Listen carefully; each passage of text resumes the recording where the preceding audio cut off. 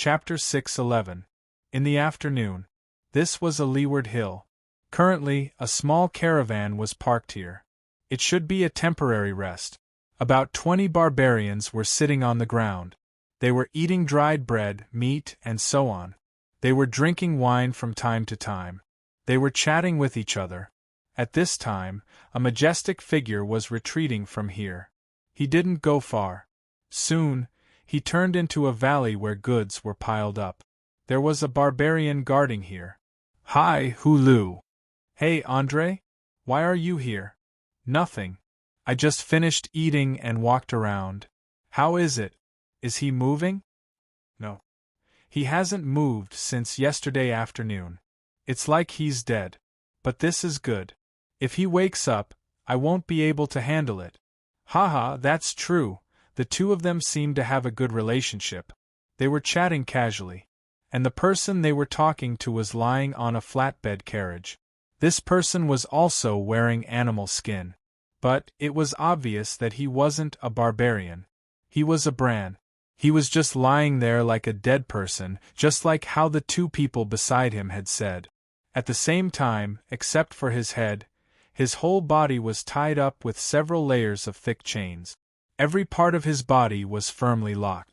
Moreover, just by looking at it, one could tell that this chain was not ordinary. If such a big formation was used to tie up a violent demon beast, it would be reasonable. But it was a little strange to tie up a Bran man. He didn't have a strong body. His facial features were ordinary. He even looked a little pale. It seemed that he was malnourished. But, from the way these two people were talking, it seemed that they were afraid of this Bran man who was tied up like a dumpling. It seemed that they didn't want to breathe a word about him. After a while, Andre seemed to have thought of something.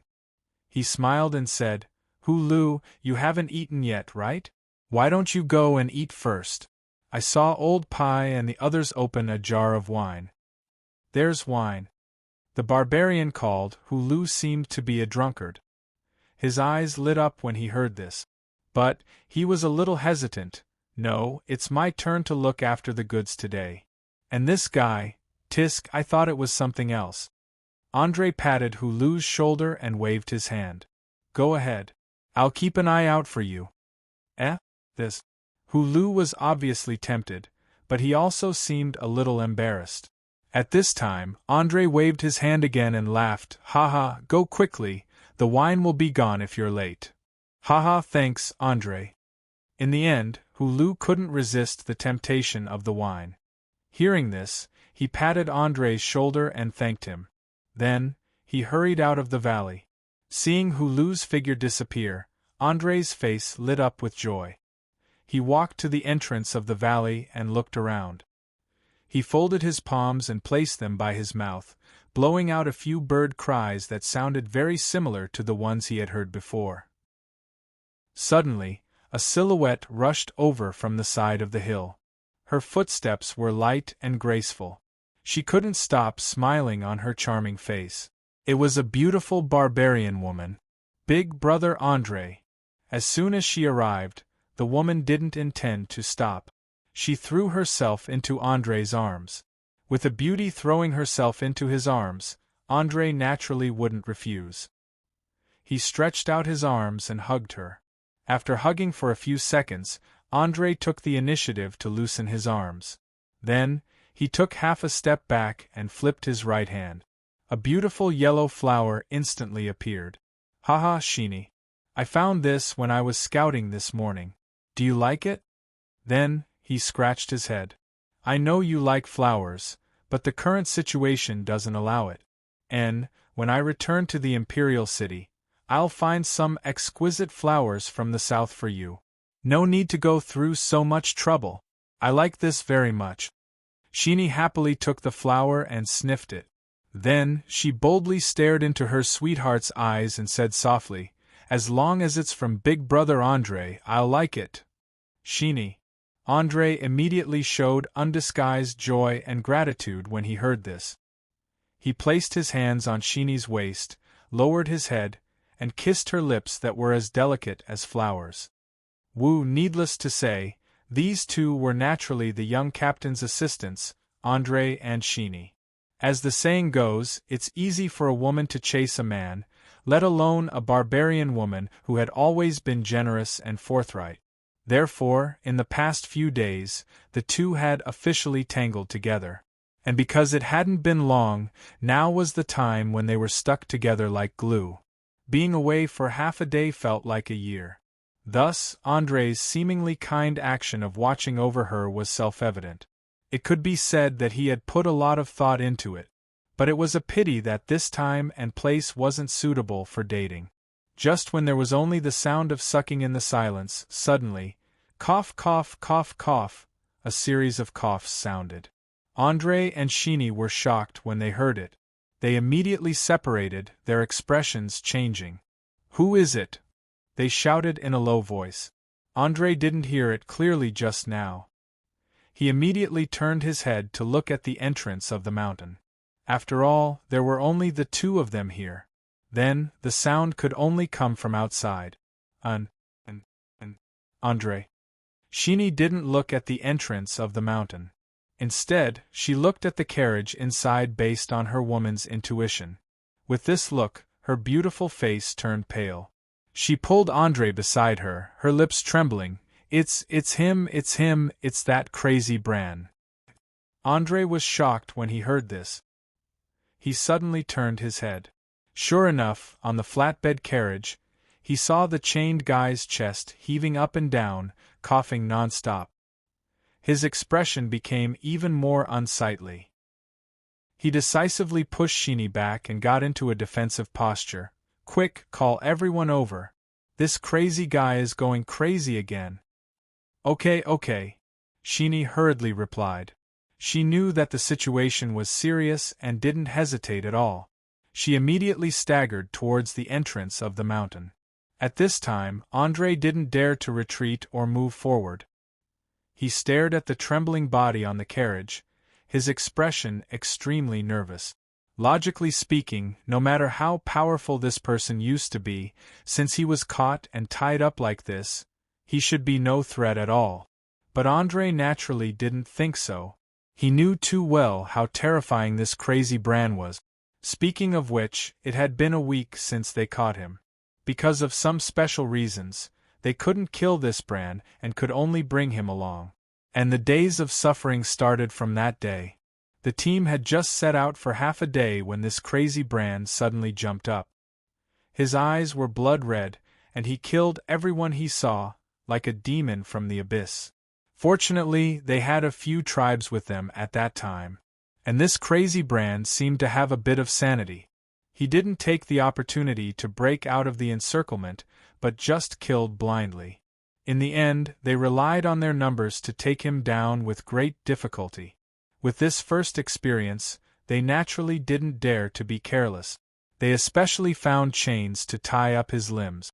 But soon after the team set out again, this crazy Bran suddenly jumped up again, and immediately broke the chains on his limbs. Then, he started to kill again. The situation this time was similar to the first time. After paying a heavy price of casualties, they finally caught the unconscious crazy Bran again. Because of these two strange situations, the team was ordered to stop under the orders of the leader. Then, they launched an investigation to find the reason why this guy went crazy twice. In the end, they found out that this crazy Bran wasn't pretending to be unconscious and trying to escape. An ordinary tribe warrior secretly kicked him because his brother was killed. The reason for the second time was similar. The leader once speculated that this crazy Bran seemed to be able to sense any danger to him, even if he was unconscious. And once he sensed it, he would immediately start to kill. After knowing the reason, Andrei and the others were a bit dumbfounded. So this wasn't AF** king captive, but an immobile master? There was no way. They could only gently move this crazy Bran onto the carriage.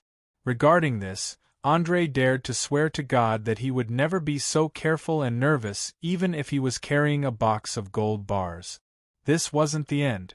In order to prevent this kind of situation from happening again, they found more than 10 feet long cold iron chains and firmly tied him up. But just as the chains were handed over, this sensitive crazy Bran actually jumped up again, F***. In order to tie this guy up with the chains, they lost more than 100 people, and also seriously injured a few experts of the caravan. It was tragic, and the suffering wasn't over yet. In fact, it was just the beginning. Not sure if it was because of the chains, this crazy Bran would jump up and go crazy every once in a while. If it was short, it would be a few hours, and if it was long, it would be a day. There was no pattern at all, and it was purely based on his mood. Fortunately, the chains were already tied up, and there were 3 layers on the inside and 3 layers on the outside. They didn't let go of any part of his body except for his head. With such a dense chain and 100% cold iron, this crazy Bran finally couldn't break free. But even without his arms and legs, it didn't mean that this crazy person wasn't a threat. One had to know that when he acted up again, he had already injured an expert. With such an impressive battle record, how could Andrei not feel nervous and apprehensive when he saw that guy suddenly wake up? But just as Sheenie's sobbing voice sounded from afar, Andrei frowned with a puzzled expression. It turned out that this crazy Bran didn't make any big movements this time. When he opened his eyes, he stared blankly at the sky, and then looked at his body. His expression was very calm. Finally, he tried his best to lean his body to meet Andrei's gaze. He was slightly startled, but then he grinned and said, "Hee, good afternoon." Andrei was dumbfounded when he heard this. He was completely speechless. What kind of situation was this? Could it be that this crazy person recovered? His eyes didn't seem red this time. Grumble. Grumble. Grumble. Andrei didn't answer, but that crazy Bran's stomach made a sound first. Hee. It could be seen that it was an awkward smile. That crazy person looked at Andrei with embarrassment. Is there anything to eat? I'm hungry. Chapter 6:12. The food was quickly delivered, and of course, all the experts in the caravan followed. The food was quite sumptuous, with both meat and vegetables, but it did not suit the Bran's taste for hot food. But this madman Bran was not picky about food, or perhaps he was really starving, as he wolfed down the food and clicked his tongue. This strange scene made Andrei and the others, who were on high alert, a little dumbfounded. In this week, as long as this madman Bran was awake, he would turn the world upside down. Although it was difficult to kill directly because of the cold iron chains, but when did he not cause them to be extremely tense and nervous? But this time, when he was awake, he only said that he was hungry. Needless to say, this so-called madman Bran was naturally Tang En. After being calmly mocked by the old butler in the system space, Tang En really did not have the face to stay any longer, and immediately returned to his external body. As soon as he came out, Tang En felt his stomach rumbling with hunger, and spontaneously kept growling. This was naturally normal. In the previous week, Tang En was either unconscious or crazy, not to mention that Andrei and the others did not even dare to approach him. Even if food was delivered to his mouth, he would not eat at that time. He quickly swallowed all the food. "Is there more?" "Oh, thank you, beautiful lady." It was the curious Sydney who, after hearing Tang En's words, subconsciously handed over another plate of meat slices. Blinking, Tang En's lips curled up. "Also, I'm really sorry, I didn't mean to disturb you before." Without a doubt, when Tang En was awake just now, he saw the scene that was like firewood burning with fire. Sydney, who had just handed over the food, was immediately pulled away by Andrei. She was stunned when she heard that, and then her face turned red, quickly glancing at Andrei and lowering her head. Ahem. After coughing twice, Andrei's eyes twitched. He glanced at the people around him and found it difficult to answer. He could only glare fiercely at Tang En, who was ruining things, and take a few steps back. "Oh, so it's still in an underground state. Haha, so lame, this young master is using real bullets. Apui." Shaking his head, Tang En quickly cleared his mind of the undesirable thoughts that had involuntarily sprung up. He inwardly grinned. Could this be a sign that the evil body was imperceptibly influencing one's personality? No, I'm a pure and kind-hearted young man. Tang unconsciously let his imagination run wild. Coupled with his jesting, he finally managed to suppress the erotic memories that had just surfaced in his heart. Then, he turned his head to look at his surroundings and could not help but sigh. The old butler was not lying. The backlash effect of Tang Yin's evil body had indeed disappeared. The old butler was also not lying. In his current state, he would not be able to escape in a short period of time. Not to mention his injuries, under the evil body state, the blood cheese intermediate good fortune effect was also at its peak. Although his injuries were not completely healed, his physical condition had recovered to about 70%. However, the thick cold iron chains on his body were a bit of a pain in the ass. He had never seen anyone tied up like this. They crisscrossed and wrapped in layers, sealing him tightly. It looked like a barrel-shaped cocoon. And what was even more abnormal was that these iron chains were not locked. They were simply tied into a dead knot. Sometimes, one had to admit that the simplest and most primitive structure often meant that the smaller the flaw, the harder it was to damage. Previously, Tang En in his evil body state had not been able to forcibly break it, so there was no need to mention the current Tang En. It could be said that without the help of other tools, such as his dagger, it would indeed be very difficult to break free.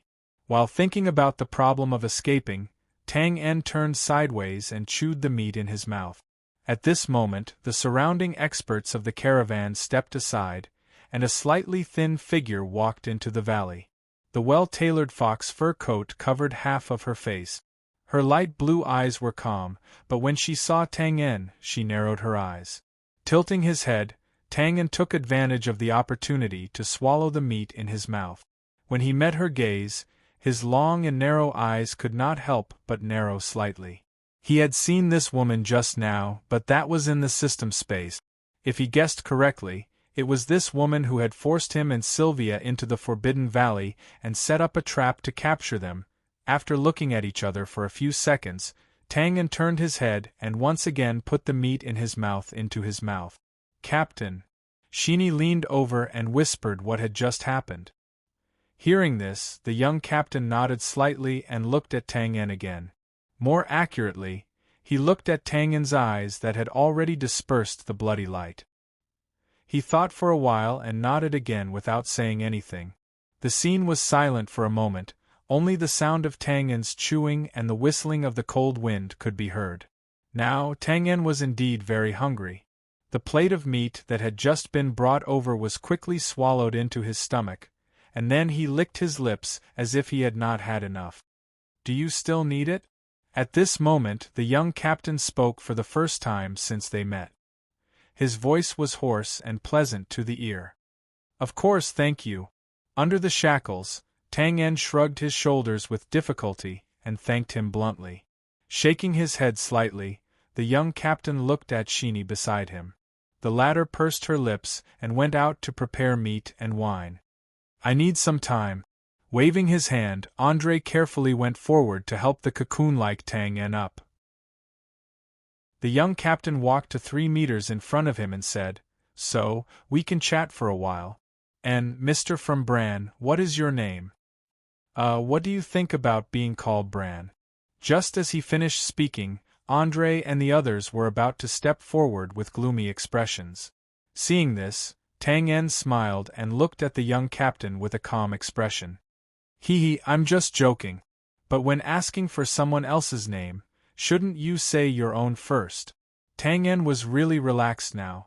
Although he did not know the reason, since these people in front of him did not kill him while he was unconscious, they naturally would not attack him now. Sure enough, the young captain waved his hand and signaled André and the others to step back. He calmly said, "Lan Sha. Indiscriminate killing? That doesn't scare me. Lan as in mountain mist, Sha as in sand. Oh, why didn't you say so earlier? You almost scared me. Lan Sha, and what a nice name."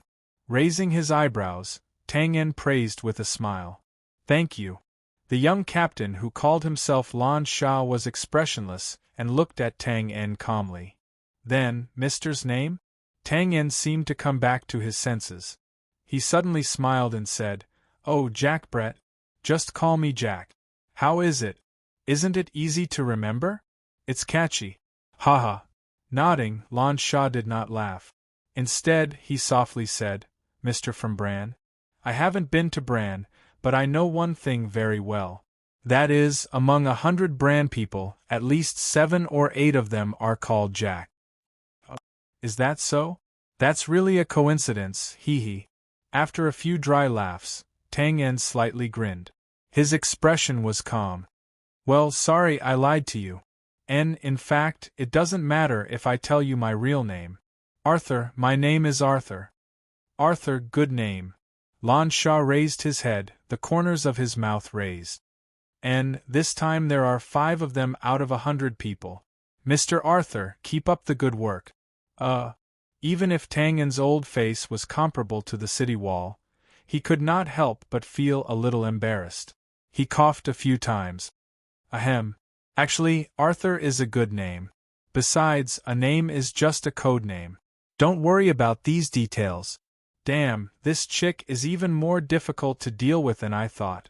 After watching the replay on the screen, Tang En was already wary of Lan Sha, who knew the art of war and even managed to trick the evil body at the end.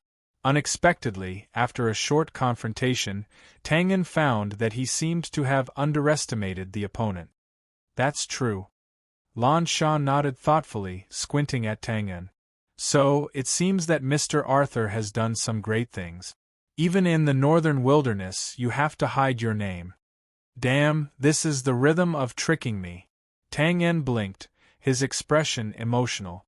"I didn't expect that I hid so deeply that you could see through it. Yes, I do often do great things. Well, doing good deeds without leaving a name, moral integrity is very good." "Shut up." Anyone could see that Tang En was talking nonsense, but everyone's reaction was very different. Lan Sha squinted her eyes and smiled. She seemed to be listening to him with great interest, but she didn't say anything. But Andre on the side could not stand it. He took a step forward and raised his fist to punch him. "Wait." Lan Sha waved his hand to stop the indignant Andre. "I still have a question to ask." Tang En saw this and laughed. "Haha, that's right. Don't be impulsive when you're outside. But looking at you now, it's obvious that you won't cooperate." Lan Sha changed the topic and took a few steps back. "Puh." He turned around and snapped his fingers, casually saying to all the experts of the caravan surrounding them, "Attack together. Just leave your breath to talk.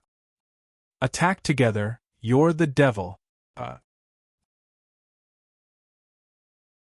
Chapter 613. F***CK. Wait.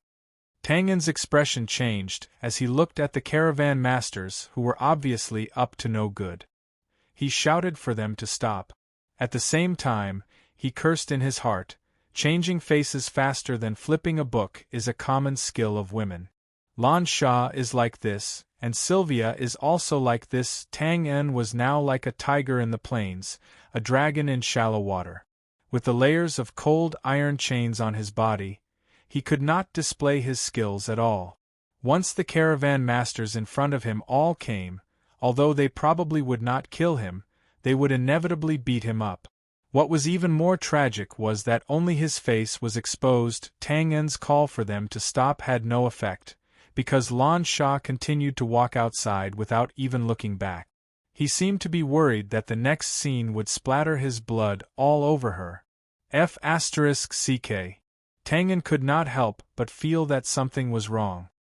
His thoughts turned quickly, and then he raised his eyebrows and shouted again, "I'll be honest, I'll tell you. If you want to know why, I'll tell you everything I know." His footsteps paused, as if he was waiting for this sentence. Lan Sha turned his head, and the corners of his mouth rose again. "Oh? Is that so? Little girl, I'll let you be arrogant for a while. I'll teach you a lesson when I get back." Although he was secretly resentful, Tang En looked very sincere on the surface. Of course. He. Nodding noncommittally, Lan Sha looked at the caravan masters who had gathered. The latter understood and punched a few times, and reluctantly retreated. Lan Sha walked in front of Tang En again, and opened his right hand. A half-wolf jade pendant lay quietly in his palm. Is this yours? Tang En was stunned when he saw this. It was obviously the jade pendant that Z had given him before. His thoughts turned quickly, and he answered honestly, "Yes, it's mine." There was no way to deny it, because it was definitely taken from him. "Where did you get it from?" Tang En's expression did not change, but he muttered in his heart. What was going on? Could it be that this little girl recognized this jade pendant? This shouldn't be the case. This jade pendant was Z's. How could she possibly recognize it? That's not right. What did Z say at that time?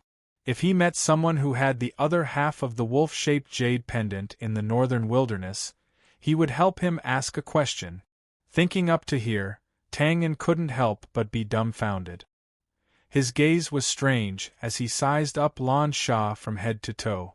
It can't be right? Is this the old lover that Z can't forget? But he was too young. Wait, could it be that he was an old cow nibbling on young grass? That was possible, Mr. Arthur. Lan Sha felt a little uncomfortable under Tang En's strange gaze. He frowned and said, "My patience is not always this good." "Oh, sorry. Tang En licked his dry lips and asked tentatively, "Do you know this jade pendant? You have the other one?" Lan Sha's body trembled when he heard this. He then took a deep breath and looked at Tang En inexplicably. He then turned his head and waved at Andre and the others, indicating that they should leave. "Captain." Andre and the others were shocked when they saw this. They naturally didn't feel at ease leaving Lan Sha alone with Tang En, this brand lunatic, even if Tang En was locked up right now. But this time, Lan Sha's attitude was very firm. His face was cold, and the majesty of a superior was revealed in an instant. "Get out." Yes. Everyone was helpless. They could only glare fiercely at Tang En with warning eyes and turn to leave. Among them, Andre's expression changed. He was the closest just now and heard the conversation between the two clearly.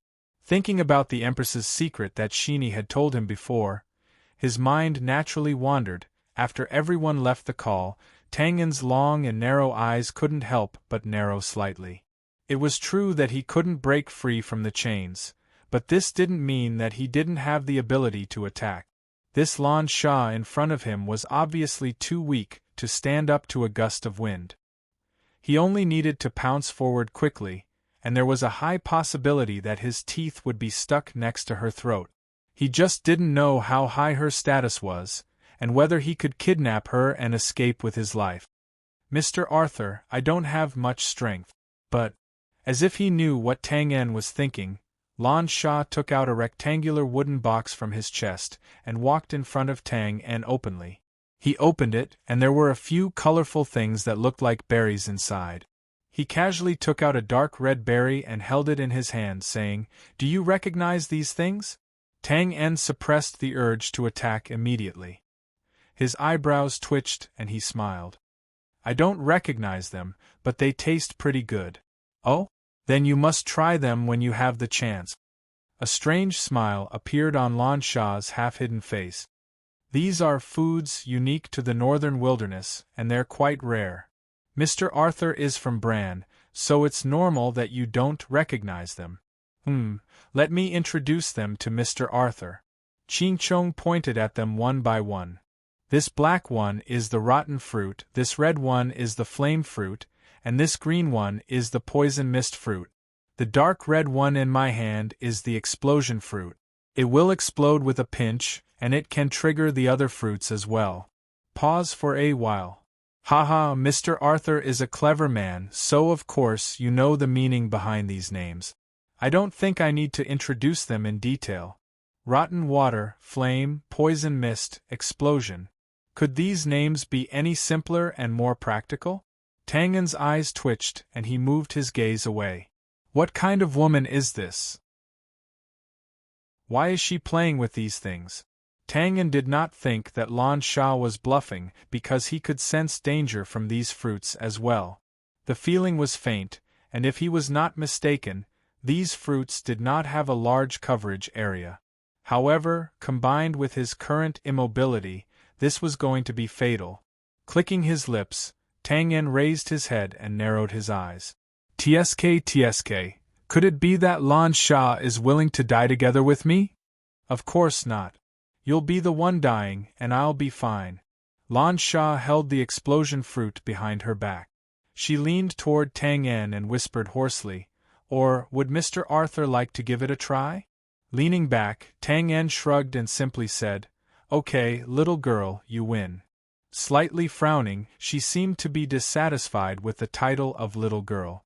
However, Lan Sha did not dwell on this issue and asked, "Mr. Arthur, you still haven't answered my previous question." Helplessly nodding, Tang En directly said, "This thing was given to me by someone." "Who is it? Do you have the other half of the jade pendant?" Tang En did not directly answer. What kind of joke was this? That was Z, whom the barbarians hated to the bone. If he said it out loud, would he still be alive? Then he looked at the somewhat angry Lan Sha and quickly said, "The person who gave it to me said that when I meet the owner of the other half of the jade pendant, I should help him convey a few very important words. Well, I'm a person who keeps my promises, so if I don't see the other half of the jade pendant, I won't say it." Tang En's mind was very agile. Seeing that Lan Sha kept asking questions about the jade pendant, he quickly determined that the other half of the jade pendant was his life-saving talisman. Therefore, after releasing some tempting benefits, he would naturally infinitely exaggerate the importance of Z's request. Lan Sha frowned again and his face sank. "Mr. Arthur, then you can beat me to death." Directly interrupting the threat, Tang En lay lazily on the carriage. "But there is something I want to say first. My brain is not very good.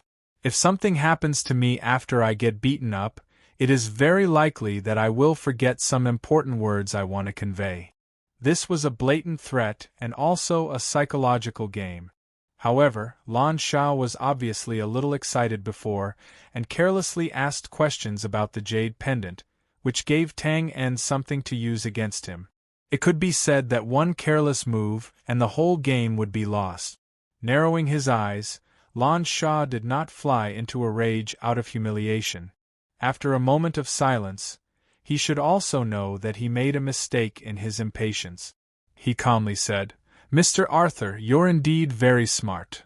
"Haha, same to you. Little girl, you're still too inexperienced to compete with me in a battle of wits and courage. Okay, one last question."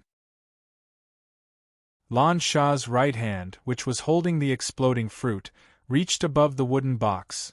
"Mr. Arthur, you only have one chance to answer. Please think carefully before you answer. If you answer incorrectly, I'll immediately crush the exploding fruit." Tang En heard this and curled his lips. "What are you saying? I'm an honest person. Don't scare me." "Honest?" Lan Sha's mouth curved into a mocking smile, as if he had heard a joke. "Are you talking about the name Arthur? Or the lifelike disguise on your face before? Mr. Arthur, in my opinion, there's no part of your body that can reveal the truth."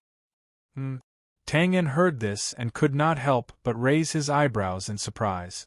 There was no mirror here, so naturally, he did not know that the disguise on his face had been seen through and removed. In fact, this disguise was not seen through by Lan Sha, but it fell off automatically after being soaked in blood. After saying this casually, Lan Sha returned to the topic. "My question is, how old is the person who asked you to convey the message?" Tang En blinked and was stunned for a moment. This was not Tang En thinking about how to lie. There was no need to hide this question.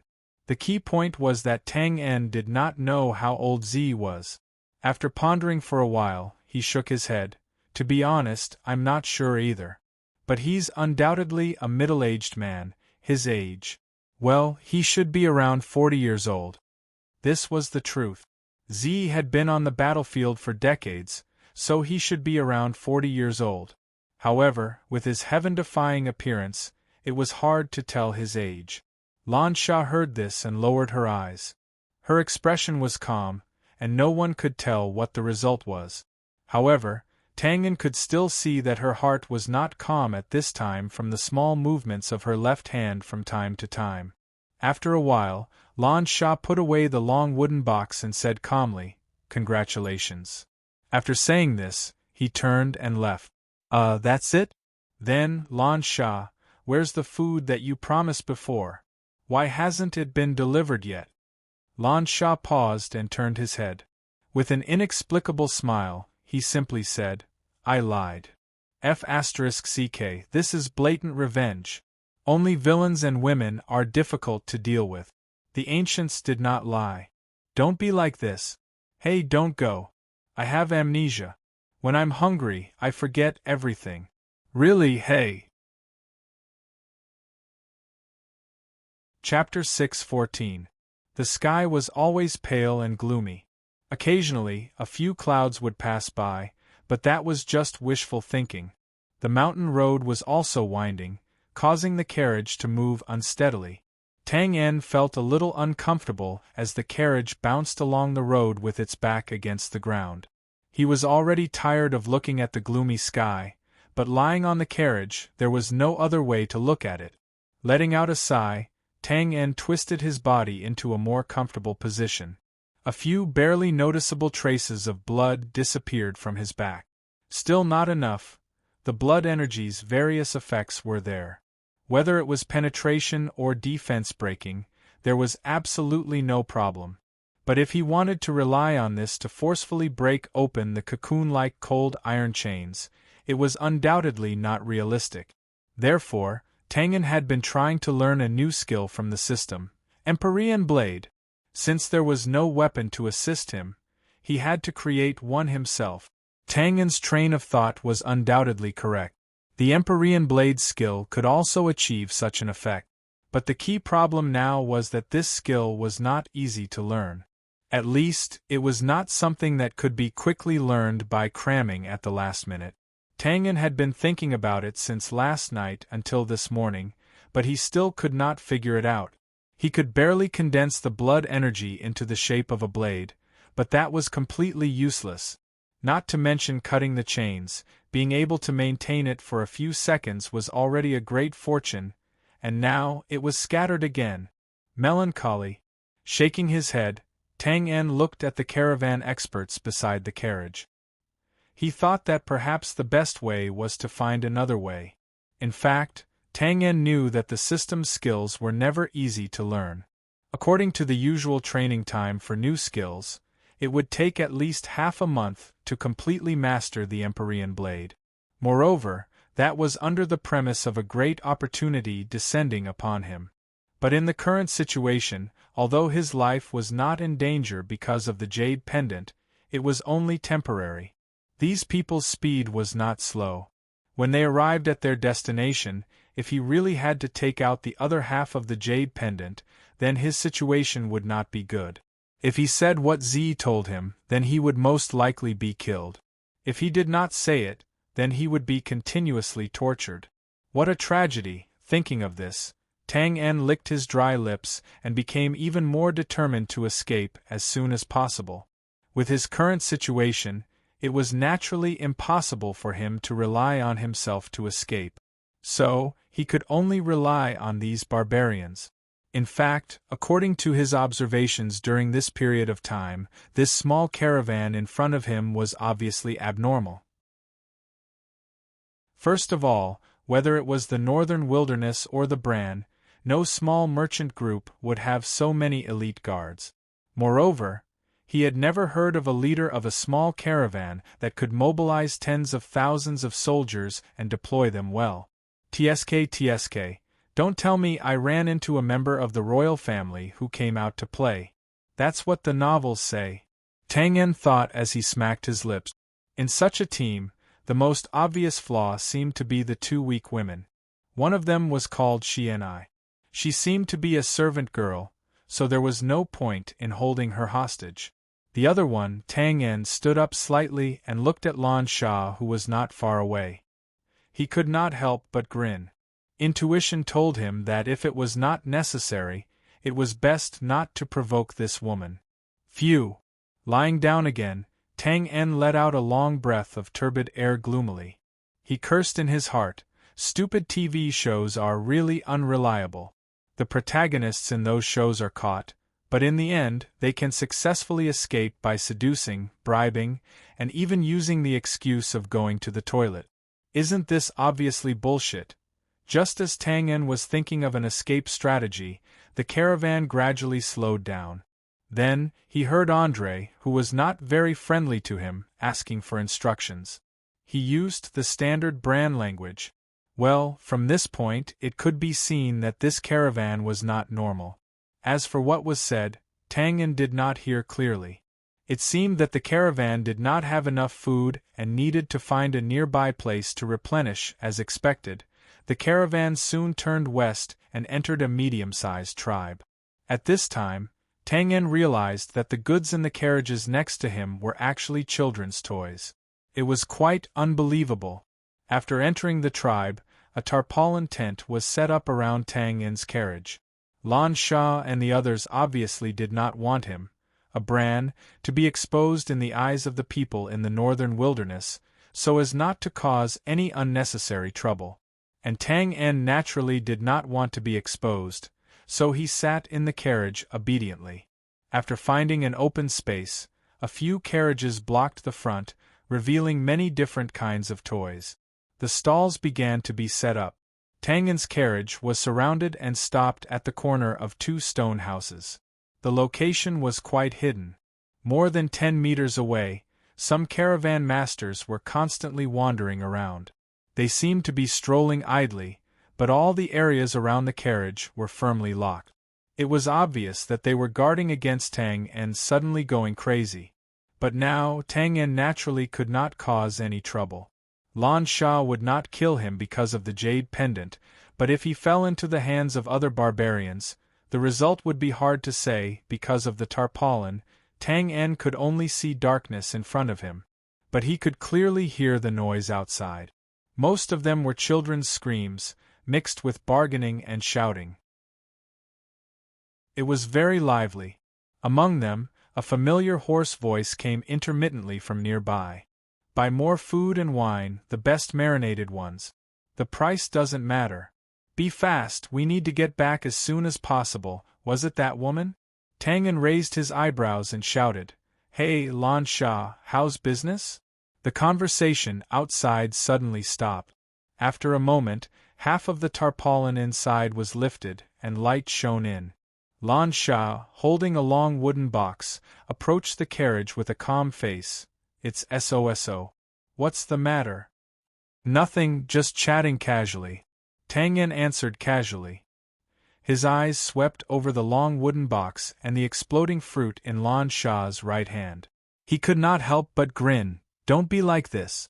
Relax, don't make it sound like you're going to sacrifice yourself to blow up a bunker every time you talk. Bunker? What's that? Lan Sha did not care about Tang En's joking tone. Or maybe she really had nothing to do now. She casually leaned against the side of the carriage, blocking the view of outsiders. It's a kind of military building used for defense. It looks a bit like this carriage that's surrounded on all sides, with only a hole exposed. The people inside can fight outside, but the people outside can't fight inside. Bran has this kind of military building? Lan Sha frowned slightly when he heard this. He only pondered for a few seconds and immediately shook his head. It's flashy, but not practical. Even if the soldiers inside are archers, they can only shoot a few rounds of arrows at most before the cavalry charges in front of them and they get beaten up. Yeah, haha.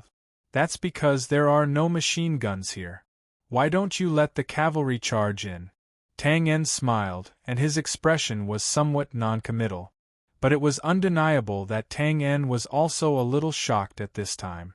In just a few seconds, Lan Sha in front of him actually saw the limitations of the bunker in the era of cold weapons. This was not the kind of quick thinking that ordinary people, or even ordinary generals, could have. Sharp eyes. As if he saw Tang En's disapproval, Lan Sha pursed his lips. The wisdom of Bran people is indeed not to be underestimated. There are a lot of geniuses. For example, the amazing alchemy items, the Thor series, which is an out-and-out killing weapon on the battlefield.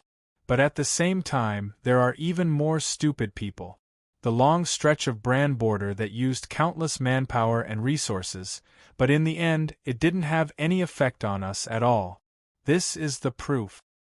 That is indeed a very stupid idea. But aside from this, it is also a fact that your invasion for hundreds of years has not made any progress, right? Don't misunderstand, Tang En was not interested in the hatred between the Bran and the northern wilderness. The reason why he continued to talk about Lan Sha was because he wanted to understand more about this difficult opponent. Once he decided to run, he would not be so passive. Invasion? The truth? When he heard this, Lan Sha's mouth suddenly showed a mocking smile. Haha, the truth has long been buried by the dust of history. Pause for a while, his tone was a little hurried. I know how you Bran people describe the northern wilderness. It is nothing more than desolate, barren, and unruly.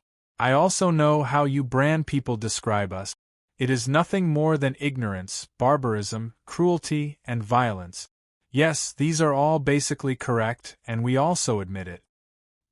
He spread out his hands. See, although this is not something to be proud of, at least we dare to admit it. What about you Bran people? Haha, have you heard of Fire Beacon City? Fire Beacon City? When Tang En heard this familiar name, he was stunned for a moment before he reacted. It was the city that he had passed by when he was chased by Sang Pu and Oliver. He still remembered that Sang Pu had killed a lot of people in the center of the city. It seems like you know. And don't you feel puzzled? Why would there be such a military fortress in the northern hinterland of the Bran where there are no weapons? Why? Tang En raised his eyebrows. He was really curious. Because Fire Beacon City was like what Lan Sha had said. The city walls were 70 to 80 feet high, and the whole thing was made of solid black rock. It did not look like a city in the interior, but more like a military fortress near the border. The reason is very simple. Lan Sha's mocking expression became more intense, because about 300 years ago, Fire Beacon City was a frontline city, which is the middle point between the Bran and the northern wilderness. Haha, you said that it was our tribe that invaded, and all the Bran people said that it was our tribe that invaded. But in fact, it was your Bran that had been invading. Opening his mouth, Tang En was a little shocked. He was not a Bran person, so when he heard this, his first reaction was not to question or refute. On the contrary, with the rationality of a bystander, Tang En actually already believed that the facts were as Lan Sha said. Otherwise, the situation in Fire Beacon City would be difficult to explain. Of course, I can understand very well. The so-called law of the jungle, the weak are prey to the strong. There is nothing to say about this. The slightly hurried tone gradually calmed down. Lan Sha slightly raised his chin and looked at Tang En with a cold and proud expression. But one day we will take back everything that belongs to us. And everything that belongs to you. A moment later, clap clap. Tang En clapped his hands under Lan Sha's somewhat puzzled gaze and nodded. I wish you that your wish can be fulfilled. Frowning, Lan Sha stared at Tang En for a while and narrowed his eyes. Provocation? Or flattery? If it is the former, although it is annoying, you are still a tough guy. If it is the latter, I will despise you. Touching his nose, Tang En could not help but be speechless. What am I saying? I am not from this world. You guys can fight among yourselves. What does it have to do with me? After struggling for a while, he finally spread his hands and smiled bitterly. Sincere wishes are not enough? You have to allow neutral people to exist. Sometimes neutrality is a kind of betrayal, Lan Sha said calmly, But if this is the case, it is not bad news for me. Do you know, I once wanted to recruit you in the Forbidden Valley. You want to recruit people who despise you? Personality has nothing to do with strength. I don't appreciate it, but it doesn't mean that I won't use it. Tang En nodded and smiled. Haha, what about now? Do you still want to recruit me? I can betray you. He shook his head bluntly. No, I don't dare to use you. Because you are not telling the truth, including the sentence just now. Tang En knocked the back of his head on the wooden board and looked a little helpless. Don't be like this. I am a devout believer. I can swear to the God of Light that I can really betray you, Mr. Arthur. As far as I know, you were chased by people from the Temple of Light not long ago. Ahem. Accident, it was just a small accident. His words were exposed as soon as he said it.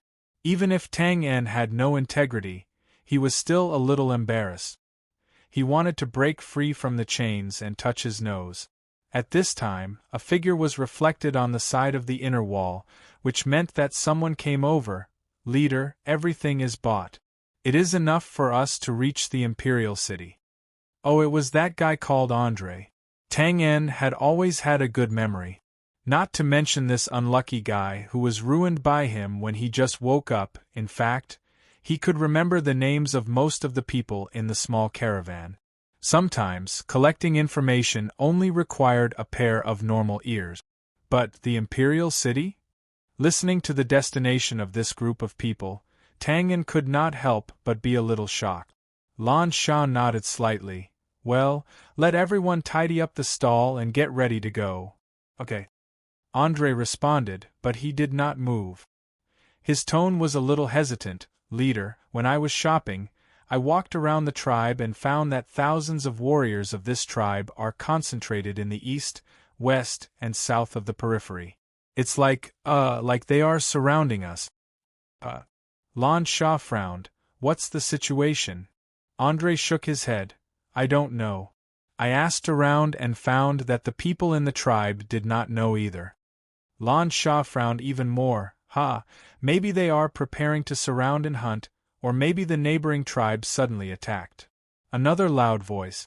This time, Tang En did not see anyone, but looking at the clear curve of the reflection on the wall, he knew that it was undoubtedly Sheeny. Well, that's possible. Andre was a little uncertain. No matter what, just leave as soon as possible. Lan Sha thought for a moment, then decisively gave the order. Then, his frowning thin eyebrows relaxed, puzzled and somewhat self-deprecating. In the entire northern wilderness, who would dare to harm him? Once the order was given, the stalls in front were quickly packed up. Some of the toys on display were also moved back to the carriage, and the tarps were unfolded and sealed again. At this time, Lan Sha had already left the carriage that Tang En was in, but the half-opened curtains were not closed. Tang En was half-leaning, slightly poking his head out to look at everything outside. TSK business is just SOSO, not much is sold. But those plush toys are good camouflage materials, they should be useful when escaping. The Imperial City they mentioned just now, is it the Imperial City of the Northern Wilderness? I wonder how far it is from here. Tang En didn't have any other ideas as he was thinking about his unconstrained thoughts. Escaping also required time, and now was obviously not the right time. At this time, suddenly, Tang En's body tensed up, and a faint chill passed through his heart. Then, he slowly relaxed, and his expression returned to normal, but his eyes glanced at some nooks and crannies in his line of sight. Damn, the situation is not right. Tang En's eyesight was very good, and he was an expert in hiding and ambushing. He had only glanced a few times, and had already confirmed that some people were slowly encircling them. However, Tang En was somewhat surprised even though he knew that some people were up to no good. He didn't know who the other party's target was. Could it be him? As a Bran imposter, it was indeed easy to attract hatred here. However, there was one thing that didn't make sense. If the other party had discovered his identity, They could have just openly denounced him. There was no need for them to act so sneakily. Was it Lan Sha and the others? It was a bit strange.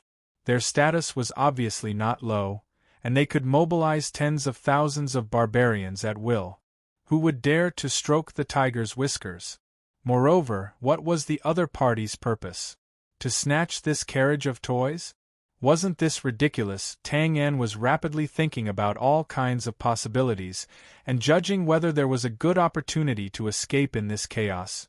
Ta-da! A group of dozens of people strode forward from the left side of the carriage. The leader of the group was a middle-aged barbarian. It seemed that his status wasn't low, and his face was full of excitement. The middle-aged barbarian was still a few steps away from Lan Sha, but he had already bent down to greet him with a respectful expression. "Greetings, Lan Sha." Lan Sha had waved his hand to interrupt him, and Tang Yan hadn't heard the rest of the honorific. However, it was obvious that Lan Sha's identity wasn't as simple as he had imagined. The following situation was similar to a small official meeting an imperial envoy. The middle-aged barbarian couldn't even straighten his back. His expression and movements were full of excitement.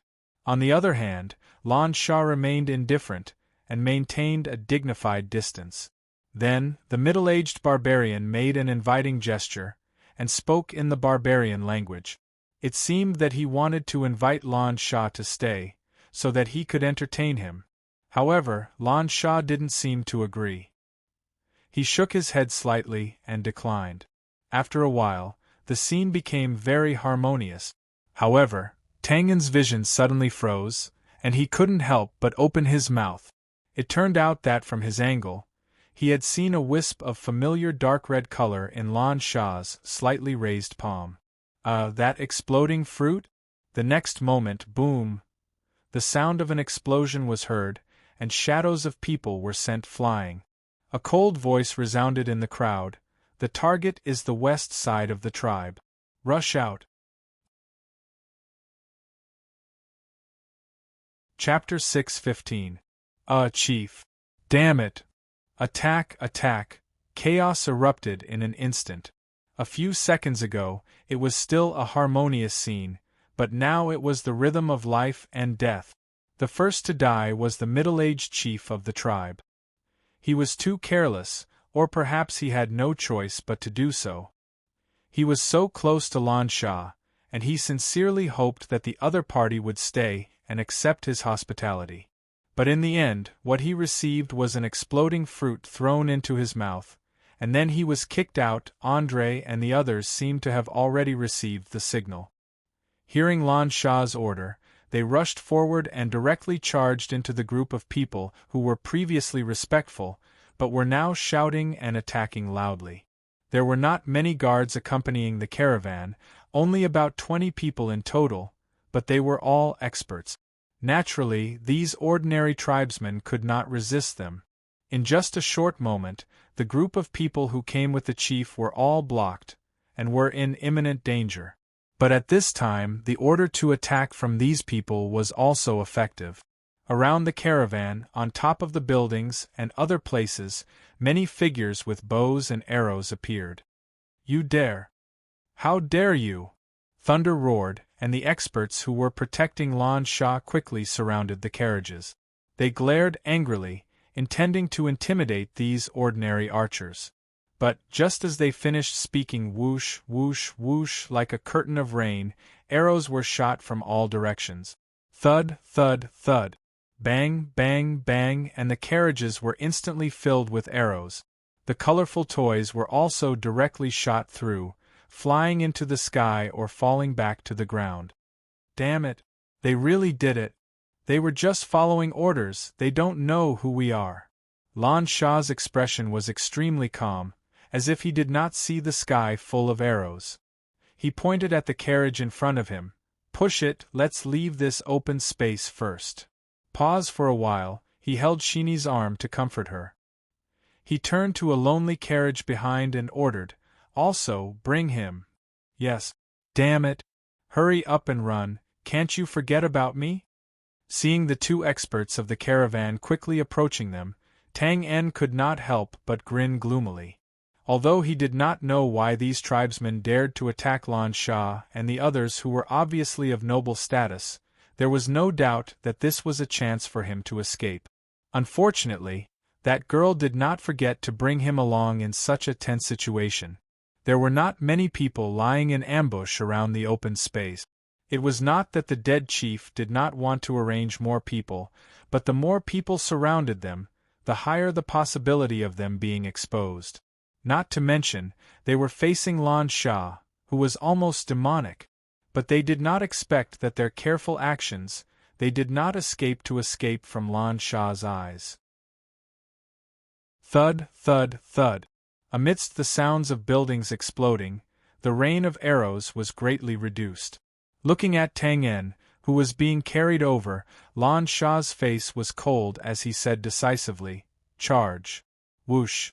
More than 20 experts unleashed their full strength, forming a circle under the pervasive black gas, protecting Lan Sha and the others as they rushed into the scattered buildings beside the open space. But in this short period of time, there were still dozens of archers who took advantage of the gaps and sent arrows straight at them. Ding, ding, ding, the members of the caravan were undoubtedly experts, so they were not afraid of the scattered arrows.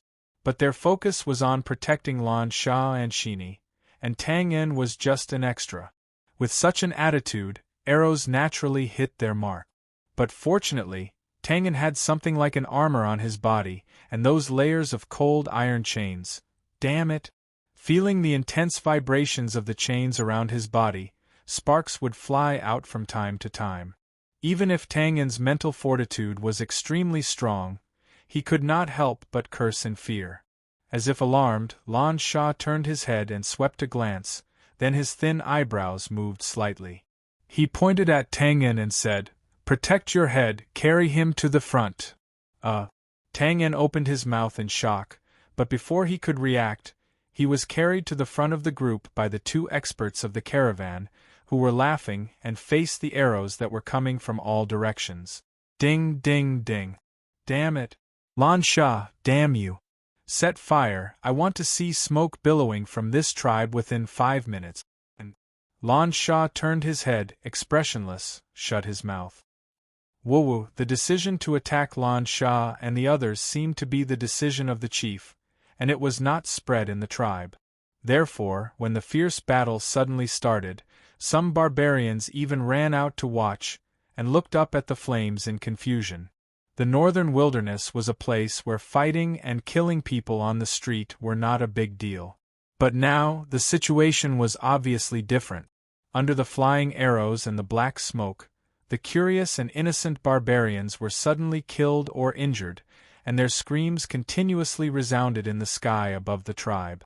The chief did not arrange many people in the tribe, but compared to the small caravan of about 20 people, they still had the advantage in numbers. When Lan Sha and the others rushed into the scattered buildings, the archers who were chasing after them were like fish in water, running and shooting arrows from all kinds of tricky angles. But unfortunately, those arrows with great strength and precision were all useless after hitting a moving shield. Needless to say, this so-called shield was naturally Tang En. His body was tied up with several layers of thick chains, and the area covered was quite considerable. Sometimes, when passing through some narrow alleys, they even had to destroy the walls on both sides. As a result, the tribe's archers could not help but feel depressed. They could not stop Lan Sha and the others from moving forward. When the arrows were shot, except for the sparks that flashed on the chains of the perverted thing and made a crisp sound, they did not hurt or itch, and only broke apart. It had to be said that Lan Sha had done his best in terms of mentality and strategy. At the same time, Twain was biting something furry in his mouth. It seemed to be a toy tiger. He did not make a sound and allowed the expert from the caravan to lift him up by the back of his neck, humiliating him as if he was a little chick. He only turned his head from time to time and stared coldly at Lan Sha. His gaze was cold and vicious, just like a real tiger. There was nothing to say. As a captive, he naturally had to have the corresponding awareness. As for revenge, that was something to worry about after they escaped. About 7 or 8 minutes later, with Tang En as a human shield, the small caravan quickly advanced to the west side of the tribe. There were no casualties in the caravan. The difference between an expert and an ordinary barbarian was still very obvious, not to mention that there were not many ordinary barbarians here. "Captain, there are about 500 barbarians in the west," Andrei, who was wandering around the caravan, suddenly ran back with his body covered in blood and ashes. Although it was only a few minutes, his actions were not small. Most of the burning buildings and the billowing smoke were his handiwork. Lan Sha nodded coldly and his eyes flashed. He pointed at the surrounding tribesmen who were running around like headless flies because of the thick smoke. "Chase them out, we'll blend in with them." Andrei was stunned for a moment, and then immediately nodded. Yes. Regarding this daring assassination, it was obviously not the idea of this small tribe leader. They also had some guesses about the hidden power behind this, but no matter who it was, if they dared to assassinate their captain, it was undoubtedly a betrayal of the northern wilderness. Compared to this, using these tribesmen as a shield was a small matter. Looking at Andrei, who was leaving with a slight worry, Sheeny hesitated and asked, "Captain, why don't we break out from the north?" This was indeed a problem, because according to Andrei's investigation, there were soldiers in the east, west, and south of the tribe, but there were no soldiers in the north. "We're surrounded by 3, we're missing 1. Lan Sha turned his head to look at the north, but it was already blocked by the thick smoke. He pursed his lips. "No matter how bold this tribe leader is, he won't dare to attack us when he knows who we are. It's not a matter of whether he can succeed or not, but whether he succeeds or fails, he will die without a doubt. In fact, he probably just wanted to delay us, but we immediately packed up after buying the goods, which forced him to show up and stop us. Unfortunately, his performance was very poor." Pause for a while, looked up and narrowed his eyes. "Of course, that's not the main point. The main point is the person behind him. He doesn't dare to kill us, so he can only surround us, or chase us to the person who dares to kill us. Well, if I'm not wrong, our real enemy is coming from the north." Licking his dry lips, Tang En narrowed his eyes and looked at Lan Sha. Although he didn't want to kill him, he couldn't help but admire him in his heart. The so-called calm in the face of danger, calm in the face of change, and so on, although often used by many people, in reality, most of them were just words, and there were very few who could do it. However, this woman in front of him, in the face of a sudden situation, not only did she cut the Gordian knot and directly killed the enemy leader, she also analyzed the pros and cons of the situation in a short time, and planned the next step perfectly. Decisive when it's time to be decisive. Cold-blooded when it's time to be cold-blooded. Such a temperament, such a mind. She really was a natural-born leader. North? Seeming to have thought of something, Sheeny's face suddenly turned pale, and there were traces of fear. "Captain, could it be?" Waving his hand to interrupt her, Lan Sha looked at the people of the tribe who were being forced to rush forward by Andrei and the others. His expression was calm. "It's not certain yet, there's no point in thinking too much." Pause for a while, pursed his lips, and there was a faint murderous aura. "But if that's really the case, then they are looking for death. Let's go." Finishing his words, he waved his hand and led everyone to rush towards the panicked crowd not far away, squeezing through the west gate of the tribe. Behind them, the tribe was completely covered in thick smoke, flames rose to the sky, and the souls of the dead floated. Chapter 6:16. In the west of the tribe. Just as Andrei had investigated before, 500 tribal soldiers were blocking the exit in an arc formation. However, they were also a little flustered at this time, not because of Lan Sha's identity. In fact, they didn't know anything about it. They could only watch helplessly as the tribe's home was gradually on fire. They couldn't help but worry about the safety of their loved ones. At this time, suddenly, whoosh, instantly, many figures rushed out of the exit, screaming in horror. Like a tide hitting the shore, they rushed forward crazily. Stop, stop, these 500 soldiers had received a death order, which was to not let anyone out of the tribe. Now that they saw this crazy situation, they couldn't help but shout loudly. When the crowd saw this, they couldn't help but slow down and look behind them in horror. At this time, suddenly, a miserable cry resounded. Someone is dead, run, they're coming, mixed with all kinds of negative emotions such as fear, horror, and despair, screams suddenly broke out. In just a moment, it tightly grasped the hearts of everyone. Unconsciously, many people lifted their legs and feet, and the slowed-down team accelerated again. In a situation of life and death, no one could keep calm. Of course, there were no absolutes in the world. Perhaps there were a few people who were clear-headed and realized that the screams actually came from the same place. But even if they realized this, it didn't help because they were already being pushed forward by the people behind them. Damn it, all of you stop! Just as he heaved a sigh of relief, he saw the crowd speeding up again, and it seemed that it was impossible for them to stop this time. Gritting his teeth, an officer raised the nailed iron rod in his hand and roared, "Attack, attack!" Bang! Before his voice died away, a leather boot hit his head.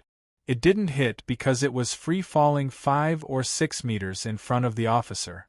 However, at this time, an old barbarian with a full beard had come out of the crowd.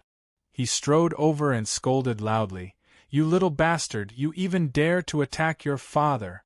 See if I don't kill you!" As he spoke, he wanted to take off his other boot, but this was indeed a difficult movement in running, so he didn't succeed. Then, all kinds of curses were heard. The dozens of iron rods that had just been raised sparsely were put down dejectedly. This kind of situation was naturally normal. They were all from the same tribe and would see each other frequently. Basically, they were all related to each other. There were even some like the officer who had direct relatives in the crowd. Under such circumstances, it was impossible to place righteousness before family. Moreover, the patriarch was not here. In the blink of an eye, the surging crowd officially collided with the 500 wooden soldiers, causing chaos once again. Some of them directly ran forward, some of them ran forward involuntarily, and some of them were like the old barbarian, waving their boots in the air in an attempt to place righteousness before family. This chaotic scene made the soldiers who came from the east and south dumbfounded. Then, a roar came from somewhere. "They're over there, they're over there," just like what was said just now. They were all from the same tribe, so they would see each other frequently. As such, strangers like Lan Sha were naturally more eye-catching, not to mention the strange-looking Tang En. Fortunately, they had already rushed to the periphery of the crowd in the chaos just now. Casually slapping away a few soldiers who were blocking him, Andre's body shook. Like a lion or tiger, black gas violently rushed out and cleared a path. He leaped up and roared angrily, "A bunch of idiots, do you know who you're attacking? Your tribe will pay the price for your stupid actions today." Wow! Even though she was in a dangerous situation, she and I still subconsciously clasped her heart when she saw the heroic appearance of her beloved. Her eyes were filled with red hearts. This love-struck fool! Tang En couldn't help but curl his lips and tilt his head in disdain. Still looking. Let's go. On the other side, Lan Sha was much calmer. He didn't say anything and just knocked on Shini's forehead before quickly running forward. The escape had just begun. Most of Lan Sha and the others were experts, so their speed was naturally not something these ordinary barbarian soldiers could compare with. As they chased further and further away, these barbarians received the news of their chief's death. Most of them could only choose to turn back and save the tribe that was covered in thick smoke. After about 4 hours, the fire in the tribe was finally extinguished. Only black smoke curled up in spirals and the ground was in a mess. At this time, a black mass of soldiers quickly came from the north. When they saw the black smoke curling up in spirals from the tribe, they suddenly split into two groups and surrounded the tribe from the left and right. Such an obvious formation was naturally seen by the people in the tribe. Soon, under the leadership of a young barbarian who looked somewhat similar to the previous chief, all the influential people in the tribe came out to welcome them. Oh, it's the people of the War Lion tribe. When the army gradually arrived in front of them, an experienced and knowledgeable old barbarian couldn't help but cry out. There were countless big and small tribes in the northern wilderness, but only a few could stand at the top of the pyramid. And the War Lion tribe was undoubtedly one of them. Although there was no ranking, the War Lion tribe's strength was almost universally recognized as the second most powerful tribe. It was only inferior to the northern wilderness's royal family and the Heavenly Wolf tribe. Hearing this, the barbarians looked at each other in dismay. There was a small commotion. There were a few people among them who knew some inside information, but they didn't know as much as the dead chief. Now that they saw the War Lion tribe getting involved, they were naturally shocked. At this time, some of them remembered Andre's angry warning. They couldn't help but feel a little anxious. In this relatively silent atmosphere, the sounds of da-da-da, hiss, the warhorses neighed. The newcomers had finally arrived. They were led by a young man who was wearing a pitch-black high-grade armor. He was holding the reins of a Gu Pan Xiong. When the young barbarian saw this, he braced himself and stepped forward. Then, he saluted, "Sir, this is the Shan Wu tribe. I'm the second chief of the tribe." The young man in the pitch-black armor didn't wait for him to finish speaking. He waved his hand impatiently and said, "War Lion tribe, nah." Hiss! The young barbarian was startled.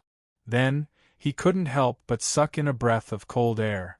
Needless to say about the War Lion tribe, Anna's name shocked the people of the Shan Wu tribe. This didn't mean that Anna was famous. The key point was that his grandfather was very famous. That was because his grandfather was the supreme commander of the northern wilderness, Anglos. This Anna seemed to be very satisfied with the reaction of everyone. The corners of his mouth curled up. Then, he asked without thinking, "Where is she now?" The young barbarian was startled. But, he quickly reacted. He hesitated and said carefully, "Sir, we have arranged all the troops in the east, west, and south of the tribe." Nonsense. Anna frowned. He was a temperamental person. His face turned gloomy. "I'm asking, where is she now? Who do you think you are? Do you think I can count on you idiots to catch her? Stop joking. Then, why did you ask us to catch her? You even killed my brother." The young barbarian was furious. He clenched his fists tightly. Fortunately, an old barbarian stepped forward and stood in front of him. He bowed and said, "Sir, they went to the western mountains 2 hours ago." 2 hours ago? Why didn't you say so earlier? You're wasting my time. Rolling his eyes, Anna waved his hand and said, "Cavalry, go to the west and find out where they are." Yes. A figure behind him nodded and rushed out. A large group of cavalry followed him to the west. Rubbing his hands, Anna said politely, "All right." Anna's face turned bright again. He said, "Please tell me the details of the situation." The people of the Shan Wu tribe were stunned. They looked at each other. They couldn't accept Anna's mood. But, no matter what, they wouldn't refuse Anna's question. The old barbarian explained in detail how they set the trap and how they were suddenly seen through. Then, the enemy broke out of the encirclement and set the entire tribe on fire.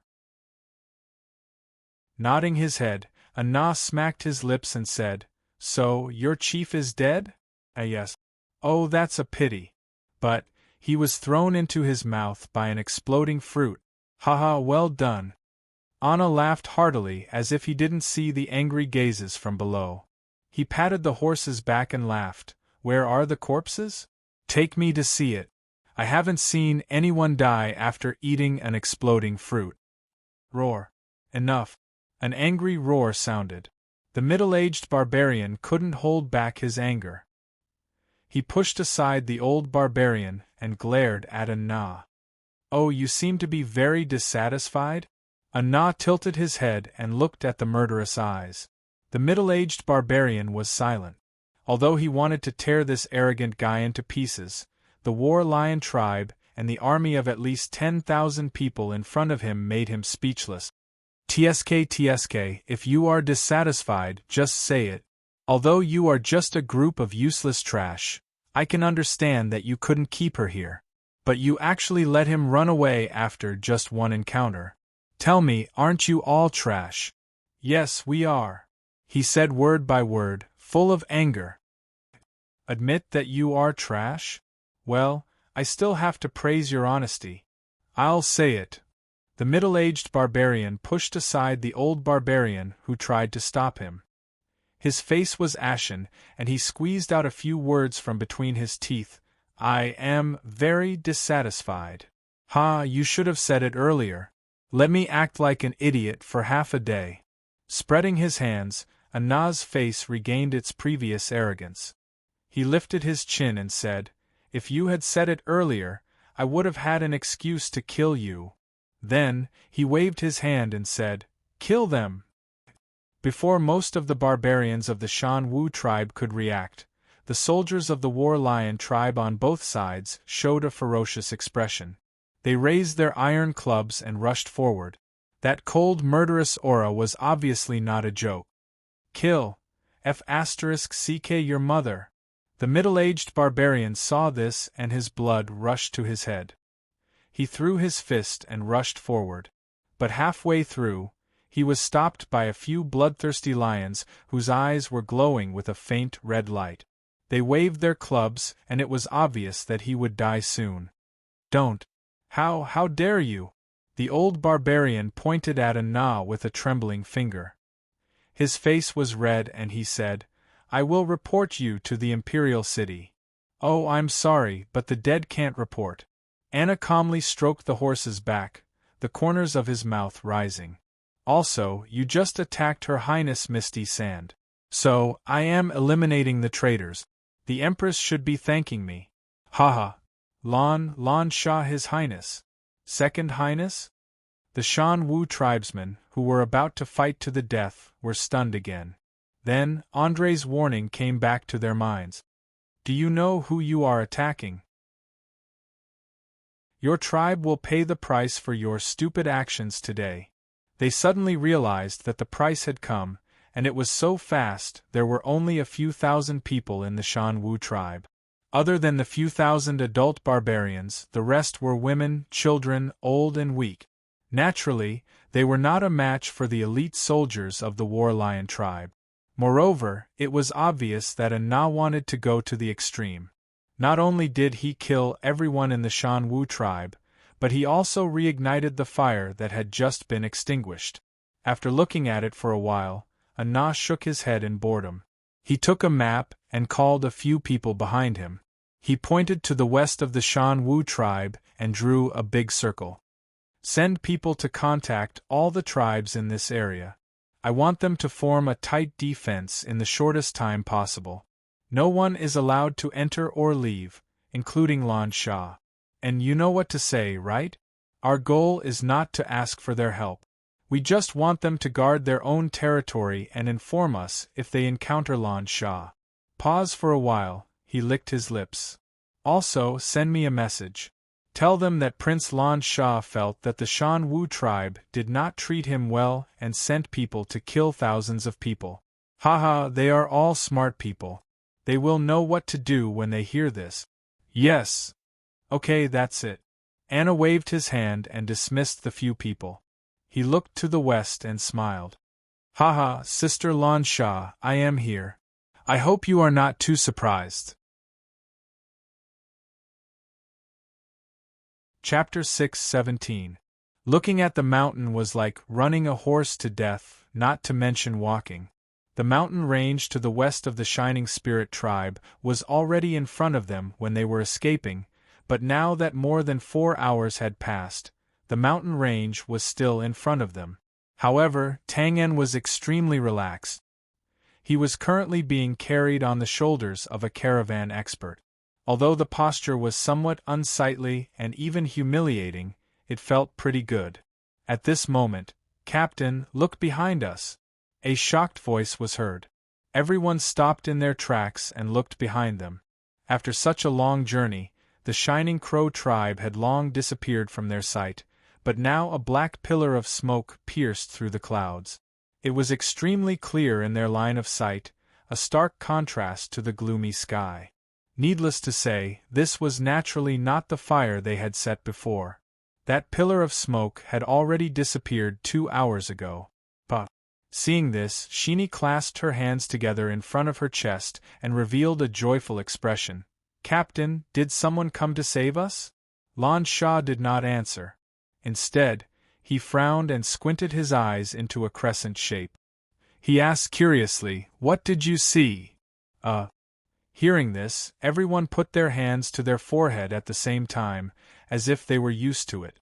Sheeny stuck out her tongue and explained the situation to Lan Sha in a low voice. This girl's eyesight doesn't seem too good." Tang En could not help but raise his eyebrows as he thought so. In fact, from the beginning, he had noticed that Lan Sha squinted frequently, but he did not think in that direction. But now that he thought about it, Lan Sha's actions were like those short-sighted people in the modern world? Thinking about this, Tang En could not help but have a strange feeling in his heart. No one was perfect, this was the truth. But looking at Lan Sha, who obviously had a noble status and was almost demonic in terms of intelligence, it was quite absurd that she had a small problem of nearsightedness. Not likely. After listening to Sheeny's explanation, Lan Sha shook his head without any hesitation. Although our previous whereabouts were exposed, but if it wasn't someone with ulterior motives, it was basically impossible to determine our route in such a short time, let alone coming to rescue us. Andrew frowned. So, it's the real traitors? But why did they destroy the Shan Wu tribe? They had helped them before.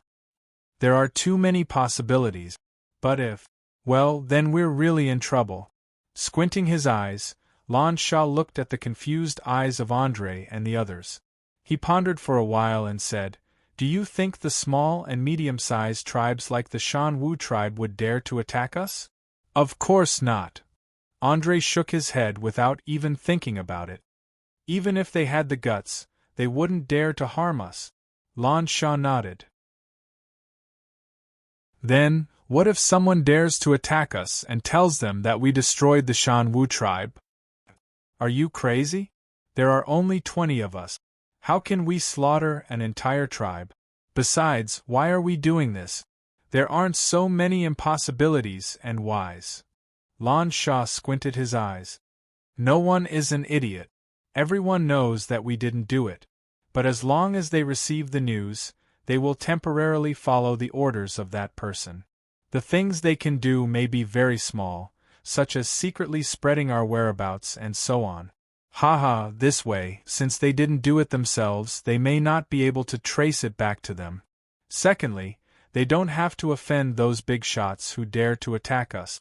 They don't want to repeat the same mistake as the Shan Wu tribe. Damn it, they dare." Pounding his palms, Andre couldn't help but feel angry. But then he was speechless. Even if this was something that he couldn't accept emotionally, but from a rational point of view, it was something that was very likely to happen. Most people were selfish, especially when it concerned themselves or the overall interests of their tribe. Compared to the possible disaster, some virtual things like loyalty were naturally insignificant. Hearing this, Sheeny couldn't help but worry. Then what should we do now? The information is seriously unequal. We can only take one step at a time. And let's run first. Lan Sha seemed particularly calm. He pointed at the mountain in front of him. At least we need to enter the mountain range first. Only then will there be room to turn things around. This was the truth. Even the cleverest housewife couldn't cook without rice. As a decision-maker, if they didn't even know who their opponent was, there really wasn't much they could do. Hearing this, everyone didn't hesitate and ran forward. The situation didn't seem good. Lan Sha and the others used the standard brand language when they talked, so Tang En could naturally understand. Although he didn't understand the cause and effect, this didn't hinder Tang En's judgment of the current situation. From the current situation, this noble Lan Sha seemed to have met an opponent of the same level. Moreover, he was obviously caught off guard. Although he wasn't in imminent danger, he was still very passive. Speaking from the bottom of his heart, Tang En couldn't wait for the two sides to bite each other. It would be best if he could kill this abnormal girl. But the key problem now was that he was also in deep trouble. If he followed Lan Sha, at least he wouldn't die now. If Lan Sha and the others were killed or captured, then he, as a Bran, would definitely die. Thinking left and right, Tang En suddenly realized that he seemed to be in the same boat as Lan Sha. He couldn't help but feel a headache. About an hour later, the sky was already a little dark. Everyone finally reached the mountain range first and didn't have to suffer the misfortune of being surrounded halfway. But at this time, Andre and the others discovered a black shadow in the wilderness behind them. It seemed to be cavalry and was running at high speed toward them. Lan Sha naturally couldn't see this scene, but this didn't hinder her from making decisions. As soon as they entered the mountain range, she led everyone to an extremely wide mountain peak in the periphery. Obviously, compared to running away pointlessly, she was more interested in knowing who the enemy was. They didn't have to wait for too long. Not long after, the cavalry in the distance swept forward like a gust of wind. Phew! War Lion Tribe. Looking at the cavalry not far away, Andre took a deep breath and said word by word through his teeth. He was somewhat in disbelief, but also full of killing intent. Shini's expression also changed greatly, her tone agitated. How is this possible? They are betraying the tribe. They are rebelling. It's actually the War Lion tribe. What the hell are they trying to do? Inciting internal strife in the tribe? What the hell is going on behind us? As expected. Compared to the agitated and indignant crowd, Lan Sha's expression was somewhat dazed. She narrowed her eyes and no one knew what she was thinking. Just like what was said before, those who dared to make a move after knowing their identity couldn't be ordinary people. And although the appearance of the War Lion tribe was extremely shocking, it was actually reasonable. The cavalry galloped 3 miles away from the mountain peak and suddenly stopped. The figure in the lead looked up at the mountain peak. A few seconds later, he dismounted and strode forward alone. This was an act of putting oneself in danger, but also a form of respect. After advancing for more than 1,000 meters, the cavalry suddenly knelt down on one knee. His actions were simple and natural. Shi Wei of the War Lion tribe's cavalry greets His Highness Lan Sha. The mountain was silent, the wind blew through the trees. Lan Sha, His Highness? Compared to the expressions of the people around them, at this moment, Tang En's mouth was wide open, as if he had an egg in his mouth. It was somewhat laughable. F***ck, is this really a member of the royal family? Moreover, she was a genuine princess. God, this world is too scary. Don't tell me I'm really in a fantasy novel.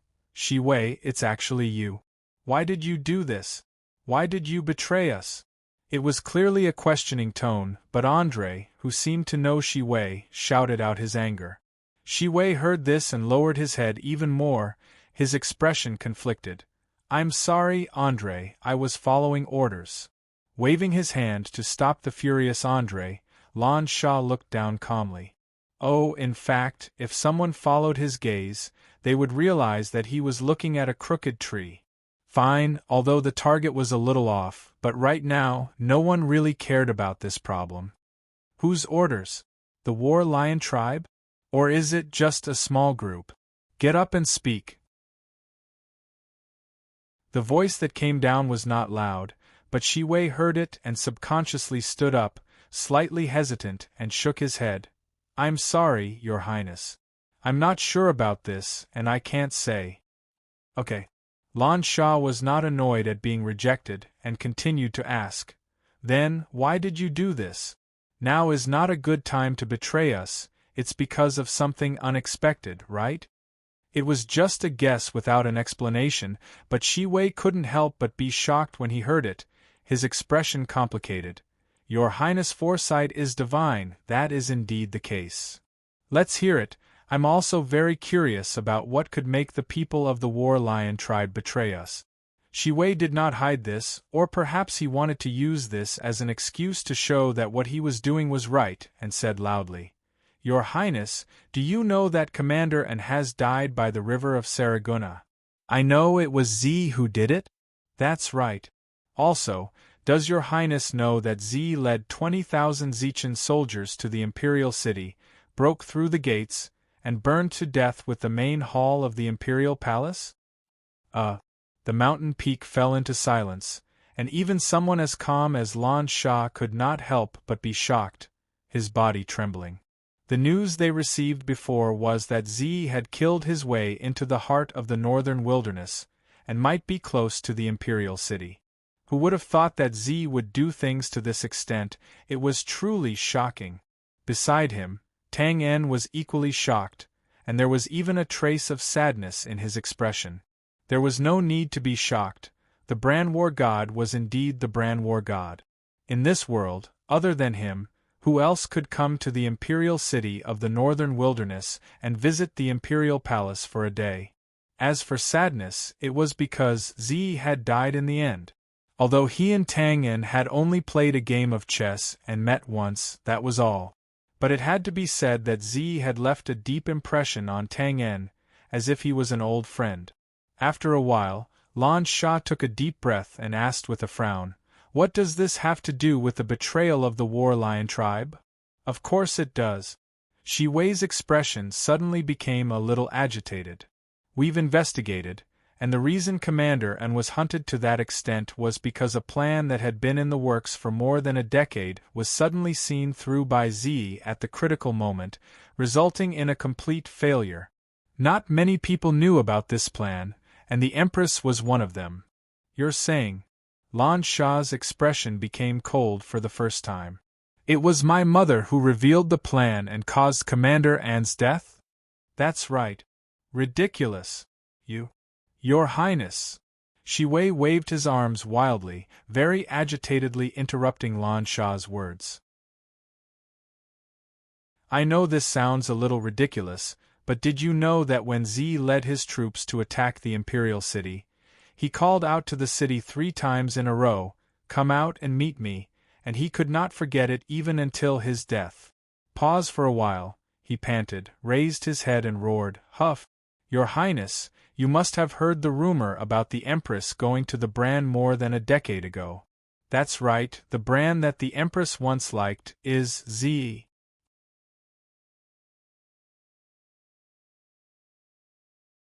Chapter 6:18. The Bran that the Empress likes is Z. Shi Wei's roar echoed through the mountains, echoing endlessly. Because of this, the mountain peak fell into a short period of silence. The Empress likes Z? Likes the Bran god of war who has suppressed the tribe for decades?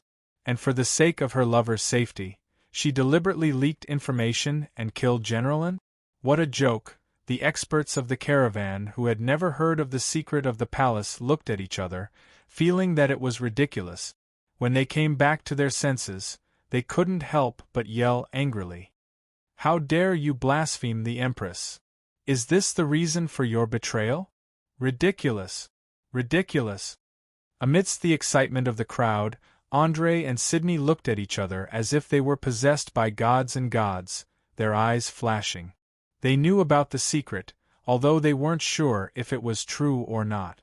But if it was true, and Z said, "Come out and see me," 3 times in front of the palace, then this matter, it was hard to say. Lan Sha's expression returned to normal after a brief daze, as if she didn't think much of it.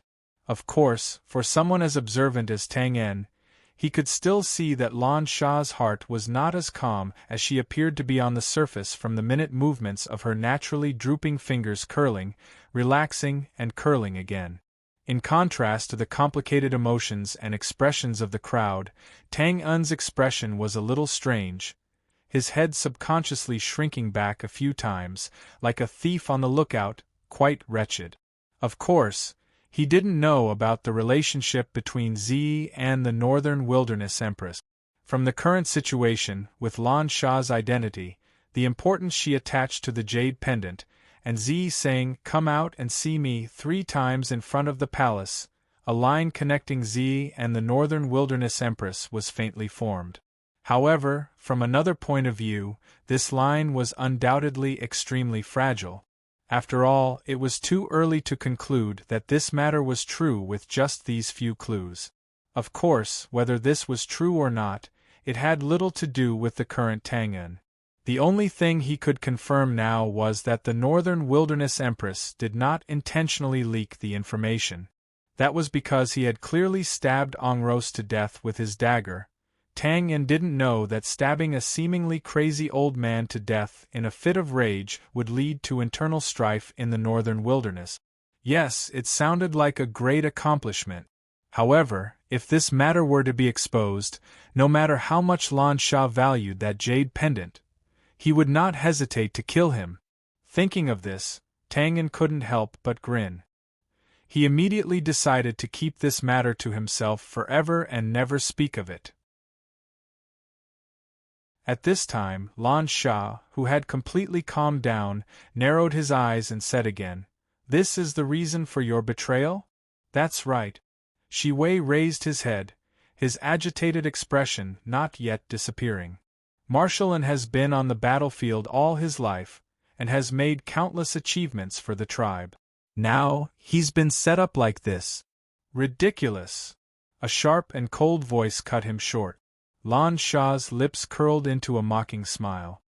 "Just because of an untrue rumor, just because Z roared into the city 3 times before he died, you automatically put all the blame on Mother?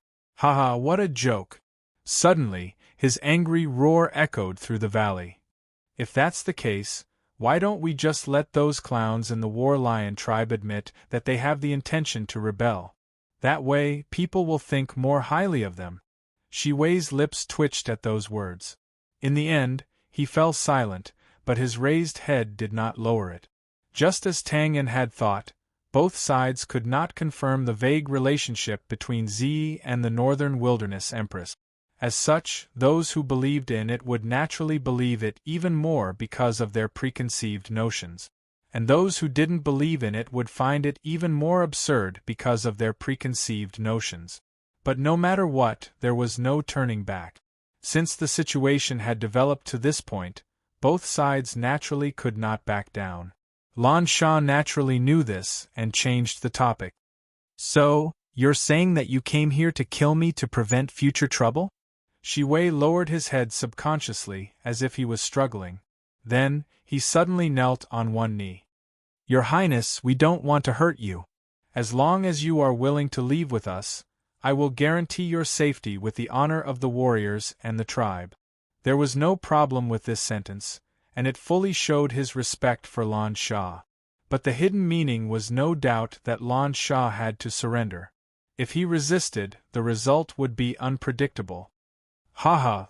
Lan Sha's lips curled into a cold and mocking smile. "Are you sure you can do this? Your Highness is the pride of the tribe. Of course we can't compare to you." Shi Wei showed his weakness, and then slowly raised his head with a determined expression. "But now your Highness has no soldiers at your side. And this time, we came with more than 10,000 elite soldiers.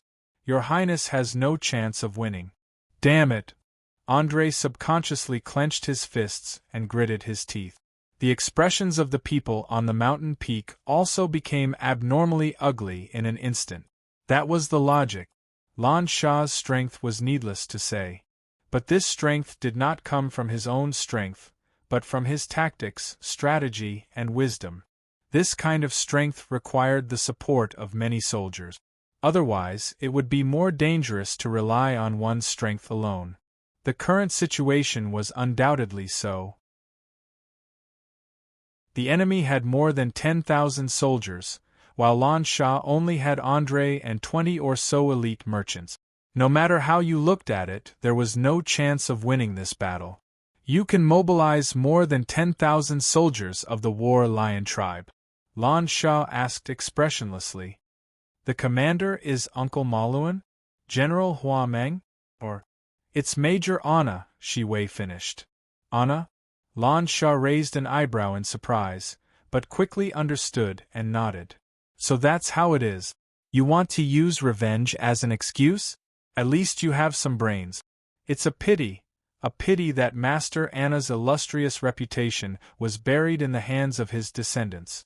Lan Sha muttered to himself, then shook his head slightly and narrowed his eyes. So you're saying that you're doing something like this in the capital too? Shi Wei lowered his head and did not say a word. At the moment, he was a little alarmed. It seemed that he had unknowingly revealed a lot of things. Still, it had to be said that sometimes, not answering was actually a tacit agreement. Lan Sha nodded slightly and said firmly, Shi Wei, help me pass a message to Anna. You won't succeed, whether it's here or in the capital. With that, he turned and the group quickly disappeared from the mountain peak. The mountain peak that Lan Sha had chosen covered a large area, so it was naturally impossible for it to be surrounded by a large group of cavalry. Shi Wei had no intention of immediately pursuing either. His mission was to confirm Lan Sha's location and send someone to inform the rear. The rest of the work could be left to the large group that was rushing over. After a while, Shi Wei sighed and slowly stood up from the ground. Although he admitted that he was inferior, Shi Wei did not think that Prince Lan Sha could escape in this situation. So, thinking about the last sentence just now, he assumed that His Highness had already made up his mind and would rather die than surrender. The evening mist gradually approached, and the dark stars hung low. The night was the best disguise. The majestic mountain range that usually looked majestic had taken off its outer layer of camouflage in the night. It was blurry like a female crouching giant beast, its face ferocious. This unknown mountain range was not large, but if it could be labeled as a mountain range, it would naturally not be small. At least, if one were to walk, they would not be able to escape in a few hours. So, almost as soon as night fell, the hunt for the important person officially began. The roads in the mountain range were naturally not easy to traverse. In addition, it was night time, so the cavalry could not come in to search.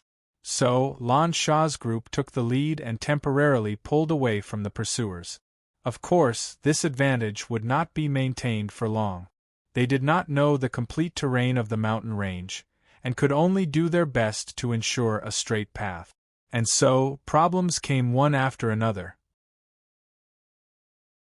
It was a very simple principle. Not all roads were connected. Moreover, it was impossible for there to be a road that connected the two ends of the mountain range. Of course, even if there was, it would not be so coincidental that Lan Sha's group would run into it. With such a lucky method of travel, it was normal for the mountain path to suddenly be cut off or become more and more slanted. And every time there was an accident, the distance would be lengthened, and everyone's time would be wasted. In contrast, the pursuers behind them did not have such a problem at all. More than 10,000 elite soldiers were enough for Anna to choose to aggressively push forward like a net. The road here was not connected? No problem, there would naturally be other groups that could go ahead. Was this road a roundabout? Think of a way to get out, and then speed up to catch up with the group in front. One was cautiously moving forward with fear, while the other was forcefully pushing forward without caring about any mistakes. How fast was the speed? Naturally, it was clear at a glance. Around the latter half of the night, a short battle finally broke out intermittently. It was also at this time that Tang En once again witnessed Lan Sha's methods. The group could go the wrong way, and they could also spend time to redraw the route. They could even fight a small battle that did not last more than 5 minutes with the pursuing soldiers. But the group had never been surrounded, not even once. Naturally, this could not be a coincidence, or even if it was a coincidence, it could not happen every time. Tang En's eyes were very sharp, and he quickly found the problem. It was as if Lan Sha knew the art of prophecy, always leading the group to escape before the surrounding soldiers could pounce on them. This method of escape was different from Tang En's precise control over a small area. Tang En's method was to counter every move, and he was not afraid of stepping into any traps at all, because as long as he had enough information, he could find a gap in the surrounding net and escape safely, just like how he did when he was surrounded by Tiu's tens of thousands of soldiers. Lan Sha's escape, on the other hand, was a strategic level of foresight, making decisions, and finally avoiding any possible traps. This also required information, but more importantly, it required a pair of eyes that could see through people's hearts, the situation, and the mentality of a bystander. From this point of view, Lan Sha was especially important to get the commander of the pursuing soldiers out of Shi Wei's mouth. One was inside, one was outside. One was precise control over a small area, and the other was perfect strategic planning. The two were in different fields, and there was nothing to compare. It could only be said that Lan Sha was a natural leader, a strategist, and Tang En was also a natural assassin or thief. After 3 hours of close combat and an entire night's time, the group finally walked out of the mountains at dawn. When the first ray of light appeared on the horizon, the group temporarily rested by a small stream. At this time, the closest pursuers were about 10 kilometers away. The atmosphere was a little quiet. Lan Sha sat on the empty ground, his expression as calm as ever, holding a branch in his hand and drawing something on the ground. He was focused, serious, and had a comforting attitude. By the side of the stream, Sinead, who was in a sorry state, was bending over and washing a piece of cloth that used to be her clothes. Her expression was a little tired, but there was determination in it. Swish! Swish! Swiftly squeezing the water off, Sinead squinted, carefully wiping the blood off Andre's shoulder. It was just a small wound, and it didn't affect his ability to walk and fight, nor did it affect Andre's action of chewing on dried meat. However, not everyone was as lucky as him. In fact, they had successfully walked out of the mountains and temporarily escaped. But the 20 or so experts from the caravan were basically all injured, and 3 of them were missing. Anna and the other officers in the chase knew who their target was, but the normal barbarian soldiers might not know. But after a night of fighting, all the soldiers naturally knew that the one they were chasing was the pride of the tribe, the one they had always respected and worshipped, His Highness Lan Sha. But at this time, they had already walked on this treacherous path, and there was no turning back. So, in response to the fear in their hearts, they became even crazier. And it was under such circumstances that the 3 experts from the caravan were entangled by the crazed soldiers, and finally drowned in the sea of people. This can't go on. Tang En looked around at the dead and injured, and he couldn't help but feel anxious. Tang En didn't know if Lan Sha had any good ideas to avoid this disaster, but it was obvious that it wasn't possible to escape for the time being. And the longer this dragged on, the more his life would be in danger. After all, if it was really a matter of life and death, the experts from the caravan might not care about him, and as a captive, he would be the first to be abandoned. This had nothing to do with how much Lan Sha valued him. The lives of his own people were always more important than a captive. Thinking of this, Tang En sighed and decided to take the initiative. Although this wasn't good for negotiation, it was better to suffer a loss than to lose his life. His body started to move and he began to struggle. Woo-woo! His mouth was still stuffed with the little tiger toy, so he couldn't speak, but this sound was enough to attract the attention of everyone present. Fuck! He's still causing trouble. Suddenly being chased for an entire night, everyone's mood was naturally not good. One of the experts from the caravan who was closest to them immediately cursed and got up to beat up Tang En. On the other side, Lan Sha frowned and waved his hand when he saw Tang En's anxious look. Bring him here. Removing the deformed little tiger toy from his mouth, Tang En suddenly felt relaxed, and his breathing became much smoother. He moved his mouth and said directly, "Water, I want to drink water." Lan Sha didn't care about this slightly disrespectful attitude, and turned to look at Shini. The latter snorted and put the jug of water that Andre had just filled to the brim with to Tang En's mouth. "Gulyalu. Ah, nice. Thank you." Tang En showed a bright smile to the stinky Shini, and said again, "Is there anything to eat? I'm so hungry." This time, Lan Sha didn't say anything, as if he didn't hear anything, and looked at Tang En indifferently. All right. Grinning, Tang En looked at the messy map that Lan Sha drew in front of him. "The situation is not good now. What do you plan to do?" "Mr. Arthur, this isn't something you should be thinking about. You're wasting my time." Lan Sha frowned and looked at the expert beside him. "Shut his mouth and throw him aside." Fuck. Wait. This was the so-called under someone else's roof. You have to lower your head. Tang En didn't dare to delay and said quickly, "Let's work together." "Work together?" Raising his eyebrows, Lan Sha glanced at the cold iron chains on Tang En's body. "Mr. Arthur, cooperation requires capital." Ignoring the mocking tone, Tang En recommended himself.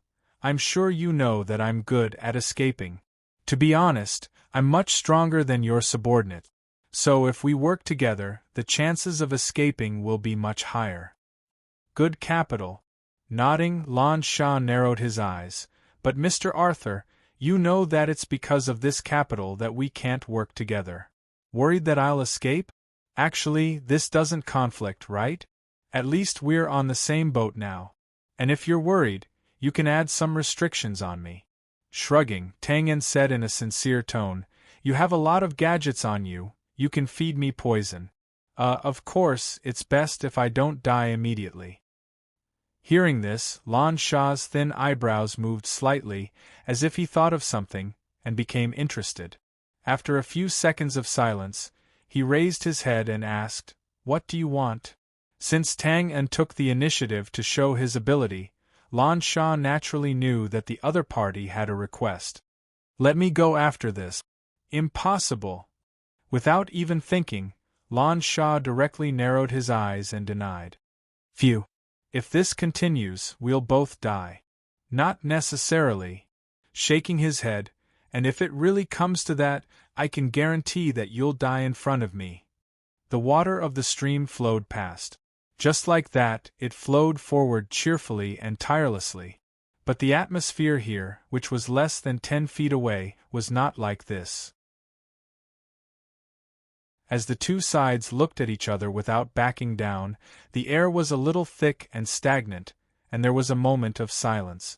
After a while, the expressionless Lan Sha broke the silence first. "If you can really provide help, I can give you a chance to surrender." It was just a chance, but he might not be able to live. But Tang En knew that this was already Lan Sha's bottom line, and forcing it would likely anger the other party. With a long sigh, "Okay, happy cooperation. I hope so."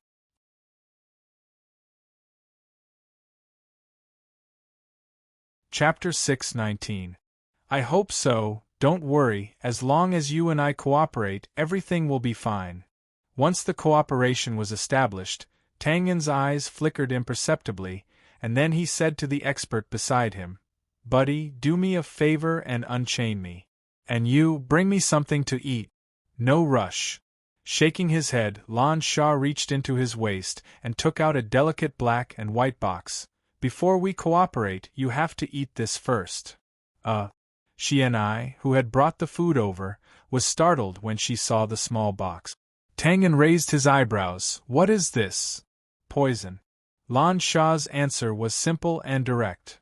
"F***ck, you really carry these things with you?" Tang En grinned as if he had a toothache. He looked at the black and white box with a hesitant expression. "Don't worry, this poison won't take your life immediately." Rubbing the wooden box, Lan Sha smiled. "Hee, of course. As a partner, I'll give you a friendly reminder. The composition of this poison is very complicated, and it's not easy to make. There are only a few copies in the world. As for the consequences, Mr. Arthur is a smart person, I advise you not to take any chances.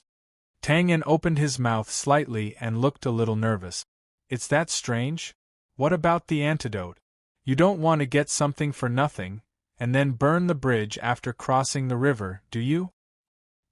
Of course there is an antidote, but it's not here. Pointing behind him, Lan Sha narrowed his eyes, as if he was explaining, but also warning. My strength is very weak, so naturally I'm not stupid enough to carry both the antidote and the poison on me at the same time. And, to tell you the truth, the antidote is in the Imperial City. Speechless, Tang En smiled bitterly. You're really cautious. Thank you. Nodding, accepting the compliment, Lan Sha opened the wooden box, and a light purple pill appeared in front of Tang En, with a faint fragrance. So, Mr. Arthur, what's your decision? Do I have a choice? And it smells good, I hope it's not too bitter. After saying that, Tang En stuck his head out and ate the pill. His throat moved, and then he smacked his lips. Not bad, it's a bit sweet. As long as you like it. Phew. Exhaling, Tang En shook his head, seemingly helpless, and then looked at the expert beside him, signaling him to unchain him. When the expert saw Twain swallow the poison, he did not suspect anything. He bent over and was about to undo the chains. But at this time, Lan Sha waved his hand, took the piece of meat from Shi Ni's hand, and put it in front of Tang En's mouth again, smiling faintly. Tang En was startled, and then slightly turned his head, somewhat surprised, and spoke intermittently. You're welcome. Unlock it first, I'll do it myself, it's fine. Clap, clap, clap. Clapping his hands a few times, Lan Sha gave a thumbs up, his expression full of admiration. Your expression is natural, just right. What's more, your reaction is quick and on point, without showing any flaws. If I didn't know that this poison's composition is complex, with a bitter, spicy, sour, and sweet taste, I'm afraid I would be fooled by you. Pause for a while. She and I and the expert were stunned. Lan Sha held a small tiger toy in one hand, and handed over the piece of meat with the other. So, Mr. Arthur, are you going to swallow the pill in your mouth first, then eat? Or do you want me to use this toy to block your mouth? The stream water splashed, and the scene was silent. After a while, laughing dryly, Tang En licked his lips, opened his mouth, and under Lan Sha's half-smiling gaze, rolled the purple pill that should have been swallowed long ago with his tongue, and directly put it into his throat. Then, his brows slightly wrinkled, and as expected, a complicated and indescribable feeling rose from his chest, rushing straight to his throat. Cough, cough. Coughing twice, Tang En helplessly smiled at the expert, who was obviously shocked. Buddy, it's fine now, let's unlock it. Hearing this, the expert subconsciously took half a step back, turned his head and saw Lan Sha waving his hand, then the corner of his mouth twitched a few times, and came forward to unlock the chains. At this time, Tang En seemed to have completely accepted his fate, his head drooping and eyes closed, looking slightly depressed. Seeing this defeated appearance, Shi and I naturally felt great, and waved her small fist to show off. But in fact, Tang En called out in his heart, "Assassin system, swish." The scene changed. As soon as he stepped into the space, Tang En immediately shouted, "Old butler, quickly come and help me check that girl's poison." As the saying goes, people count themselves, and people count themselves. Lan Sha wanted to use poison to completely control Tang En, and give him a big help. How could Tang En not want to take this opportunity to remove the shackles and successfully escape? That's right, when the topic of poison was mentioned, the hesitation, nervousness, helplessness, and other expressions after that, was just Tang En's conscious guidance and disguise. Don't forget, Tang En's current physique was extremely abnormal, and even somewhat mutated. Not to say that he was immune to all poisons, but ordinary poisons really couldn't do anything to him. Of course, poison wasn't a good thing, and Tang En wasn't Shenong, so naturally he didn't want to try it. So it was undoubtedly best to avoid it, but after his trick was seen through by Lan Shah, he had to swallow it first, and then look for the old butler to confirm. Well, it was just a measure to prevent accidents from happening. Tang Yen had a strong confidence in his abnormal physique. But the old butler, who was lying on a rattan chair reading a book, didn't even raise his head, and directly said, "I've already seen it. With your current physique, you can't resist this kind of poison." "Nanny." Tang Yen heard this and exclaimed, and his face changed dramatically. "How is that possible? Didn't you say before that my body isn't afraid of ordinary poisons?" "Yes, it's just ordinary." The old butler closed the book, turned his head and waved his hand, and a light screen appeared out of thin air. "Unfortunately, this poison isn't ordinary." What appeared on the light screen was a diagram of Tang Yen's body, the kind that was translucent, and his meridians, blood, internal organs, and so on could be seen. Now, in all parts of his body, faint purple spots of light were swimming around along with the constantly flowing blood, like stars in the night sky, quietly twinkling. At the same time, there were streams of blood flowing continuously in Tang Yen's body, as if they had sensed the enemy's invasion, and they were constantly encircling and suppressing these purple spots of light. But no matter how they swallowed and scoured, the purple spots of light were not affected at all, and they were still flowing with the waves, happy and content. Seeing this, the old butler waved his hand again, and the light screen disappeared. "Your physique is still not good enough, or it could be said that the system level and blood level are still not high enough, so it's not enough to expel the poison." "Damn it! Aren't you cheating me?" "In fact," the old butler pinched the bridge of his nose, and his expression was calm, "this poison was taken by your own initiative." Crack! Holding his head, Tang Yen's expression became more conflicted. Indeed, that poison was taken by his own initiative, and it was in a state of self-satisfaction. "Then what should I do now?" "Good question." The old butler spread his hands. "I don't know either." "Mr. Arthur N? What?" After returning to reality in the midst of the repeated calls, Tang Yen subconsciously responded, and only then did he realize that the chains on his body had been removed. Of course, the current Tang Yen was no longer happy about the success of his scheme. On the contrary, looking at the always calm Lan Shah in front of him, he wished he could suddenly capture her, then strangle her neck and roar, "Can you be any more King poisonous?" Perhaps seeing that Tang Yen's expression was a bit off, the masters who gathered around stepped forward subconsciously, but they immediately dispersed when Lan Shah waved his hand and said calmly, "Although I don't think it's necessary to remind you, but, Mr. Arthur, you have no other choice now." Moving his stiff limbs, Tang Yen was undoubtedly in an extremely bad mood. However, he knew what was important and what was not. He waved his hand in annoyance and said, "I know. Ask whatever you want." Nodding, Lan Shah asked, "Okay, how much strength do you have left? What stage are you at?" "About 70 to 80%, I can be considered Earth level." There was nothing to hide about this, not to mention now that only Lan Shah was safe, Tang Yen's life might also be saved. Thinking of this, Tang Yen slowly calmed down, and simply sat in front of Lan Shah and gnawed on a piece of meat. "Earth-level warrior? Not bad. And, Mr. Arthur, what other specialties do you have?" "Specialties?" Tang Yen raised his eyebrows, the corner of his mouth raised, and revealed an evil smile. "There are many places on my body, which one are you referring to specifically?" As soon as he said this, the scene was silent. In the next moment, the chill rose violently, André and the others with ashen faces slowly surrounded him, and the surrounding black gas faintly emerged. Blinking, Tang Yen's expression at this time was very innocent. To be honest, after he said those words just now, he was also stunned. This wasn't his style at all.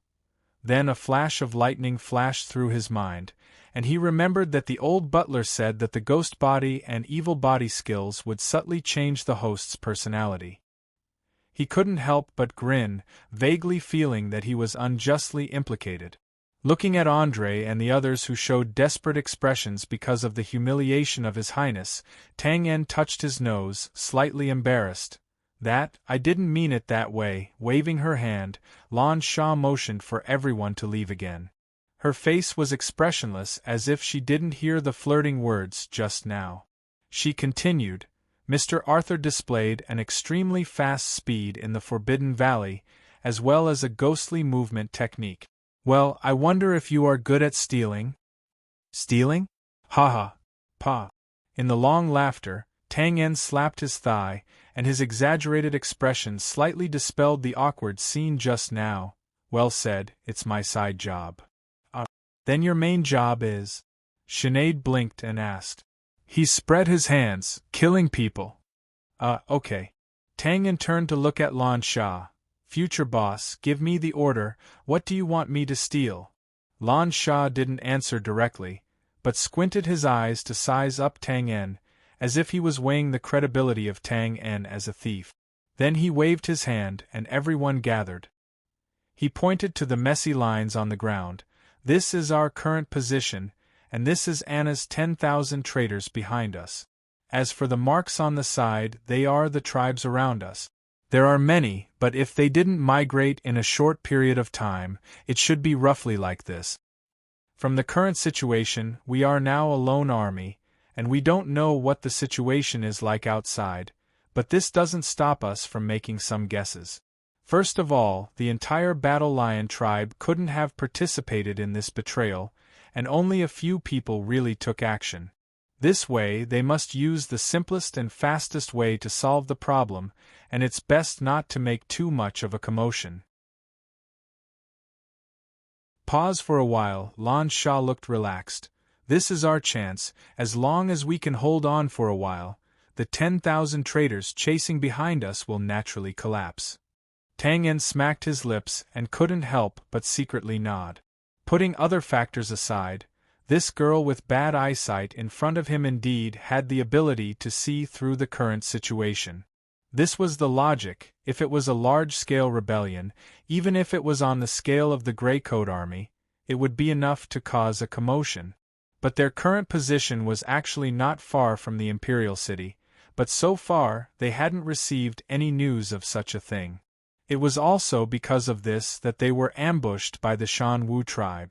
It seemed that the traitors were just like Lan Sha's analysis, trying to use a blitzkrieg to quickly settle the matter and create an established reality. So the longer this dragged on, the more disadvantageous it would be for them. "Captain, you give the order, what should we do now?" After some analysis, everyone was obviously excited, and someone asked anxiously. "It's very simple, we just have to do something to these tribes." Lan Sha's palm pressed down on the many markings on the ground. "With our current escape method and speed, it's only a matter of time before we're caught. Only by relying on these scattered tribes can we have a chance to break out of the encirclement or even gather forces to fight back." "Captain." Scratching his head, Andre looked a little puzzled. "Will these tribes still stand on our side now? Anna and the others must have already sent people out to inform them one by one." Just like before, in the face of an irresistible disaster, the weight of loyalty was as light as a feather. As long as Anna and the others went to visit these small tribes one by one, then even if Lan Sha revealed his true identity, there wouldn't be many tribe leaders who would dare to help. "Haha, it's fine." Lan Sha's expression didn't change, as if he had expected this. After all, it's a betrayal. Even if these small tribes are afraid of Anna's tens of thousands of people, they won't dare to stand on our side. But at the same time, they won't blatantly help Anna and the others. At most, they will make some small movement. At this point, Lan Sha's eyes narrowed, revealing a thought-provoking smile. "We don't need their consent to get their help." Hearing this, everyone was confused. But then, everyone, including Twain, looked at Lan Sha expectantly. Obviously, they were very confident in her. Sheeny directly grabbed Lan Shah's arm and said coquettishly, "Captain, don't keep us in suspense, quickly tell us what should we do." "Haha, don't worry. Where's your pen and paper? Take it out. I'll tell you to write." Seeing Sheeny quickly take out the encyclopedia-like book and flip it to a blank page, Lan Shah narrowed her eyes and said, "Notice of rebellion annihilation. Idiot, you have to write this in the middle. Write it in a bigger font and make it stand out. And next is my identity." The words on the paper were barbaric, so Tang En naturally couldn't understand them. But fortunately, when Lan Shah dictated, he spoke the standard Bran language. So after listening to a few sentences, Tang En immediately understood that this was a denunciation similar to a declaration of war. As for the content, it was nothing more than exposing the crimes of Anna and the others, calling on all tribes to protect the dignity of the Empress.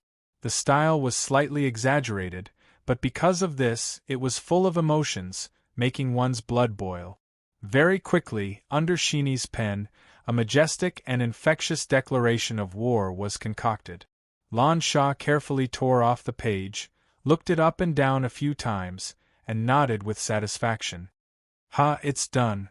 After a few laughs, Lan Shah let Sheeny find a few dozen pages of totem-like drawings of flowers, birds, insects and beasts in the book, and said, "My plan is like this: we have a total of 20 people, excluding me and Sheeny, the rest will be sent to a tribe.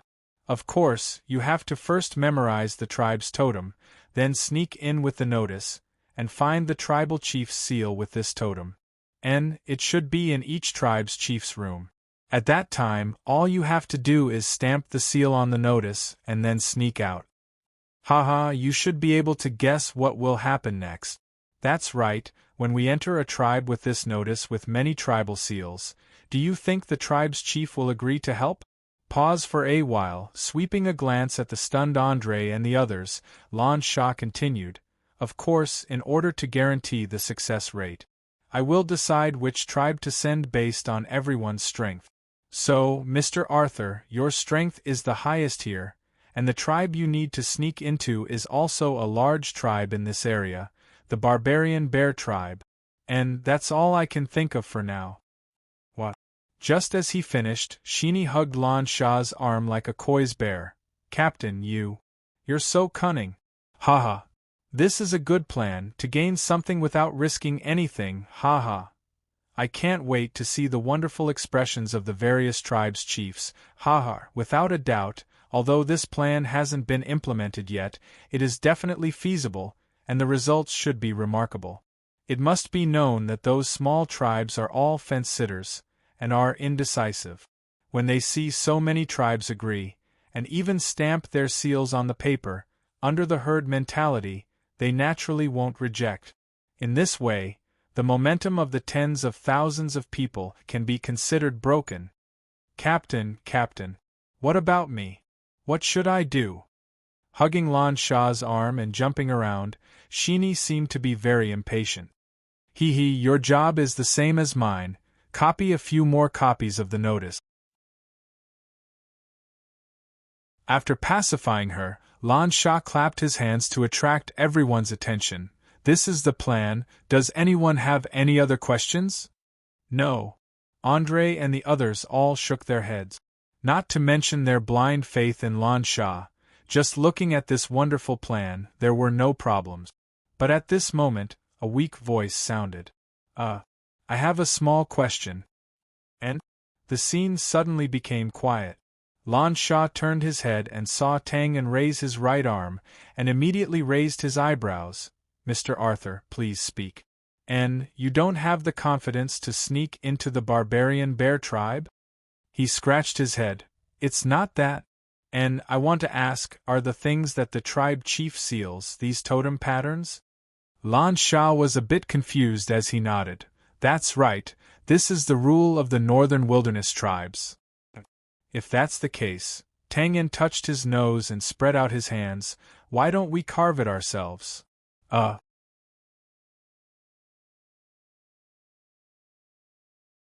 Chapter 620. The morning sun was soft and the night wind was still blowing. It was the moment before everything recovered, but the pursuit had already begun. After leaving the mountain range, the tens of thousands of pursuers changed their previous aggressive advance. Instead, they sent a large number of cavalry to the left wing, directly blocking the escape route in that direction. This posture undoubtedly forced Lan Sha and the others to escape to the right. And the right side was where the dense tribes were. Obviously, as Lan Sha expected, Anna had already sent people to the tribes to block Lan Sha's escape route, intending to encircle them like wrapping dumplings. This was an open conspiracy. Even if Lan Sha and the others were aware of this sinister intention, they had no other choice but to retreat to the right. However, Anna and the others did not know that the team being driven away was not nervous at all. On the contrary, their mentality was very relaxed. "Leader, do you think this will work?" After pulling away again, André asked while holding a wooden stick as thick as an arm. Tribal seals are mostly square, about 2 inches in length and breadth.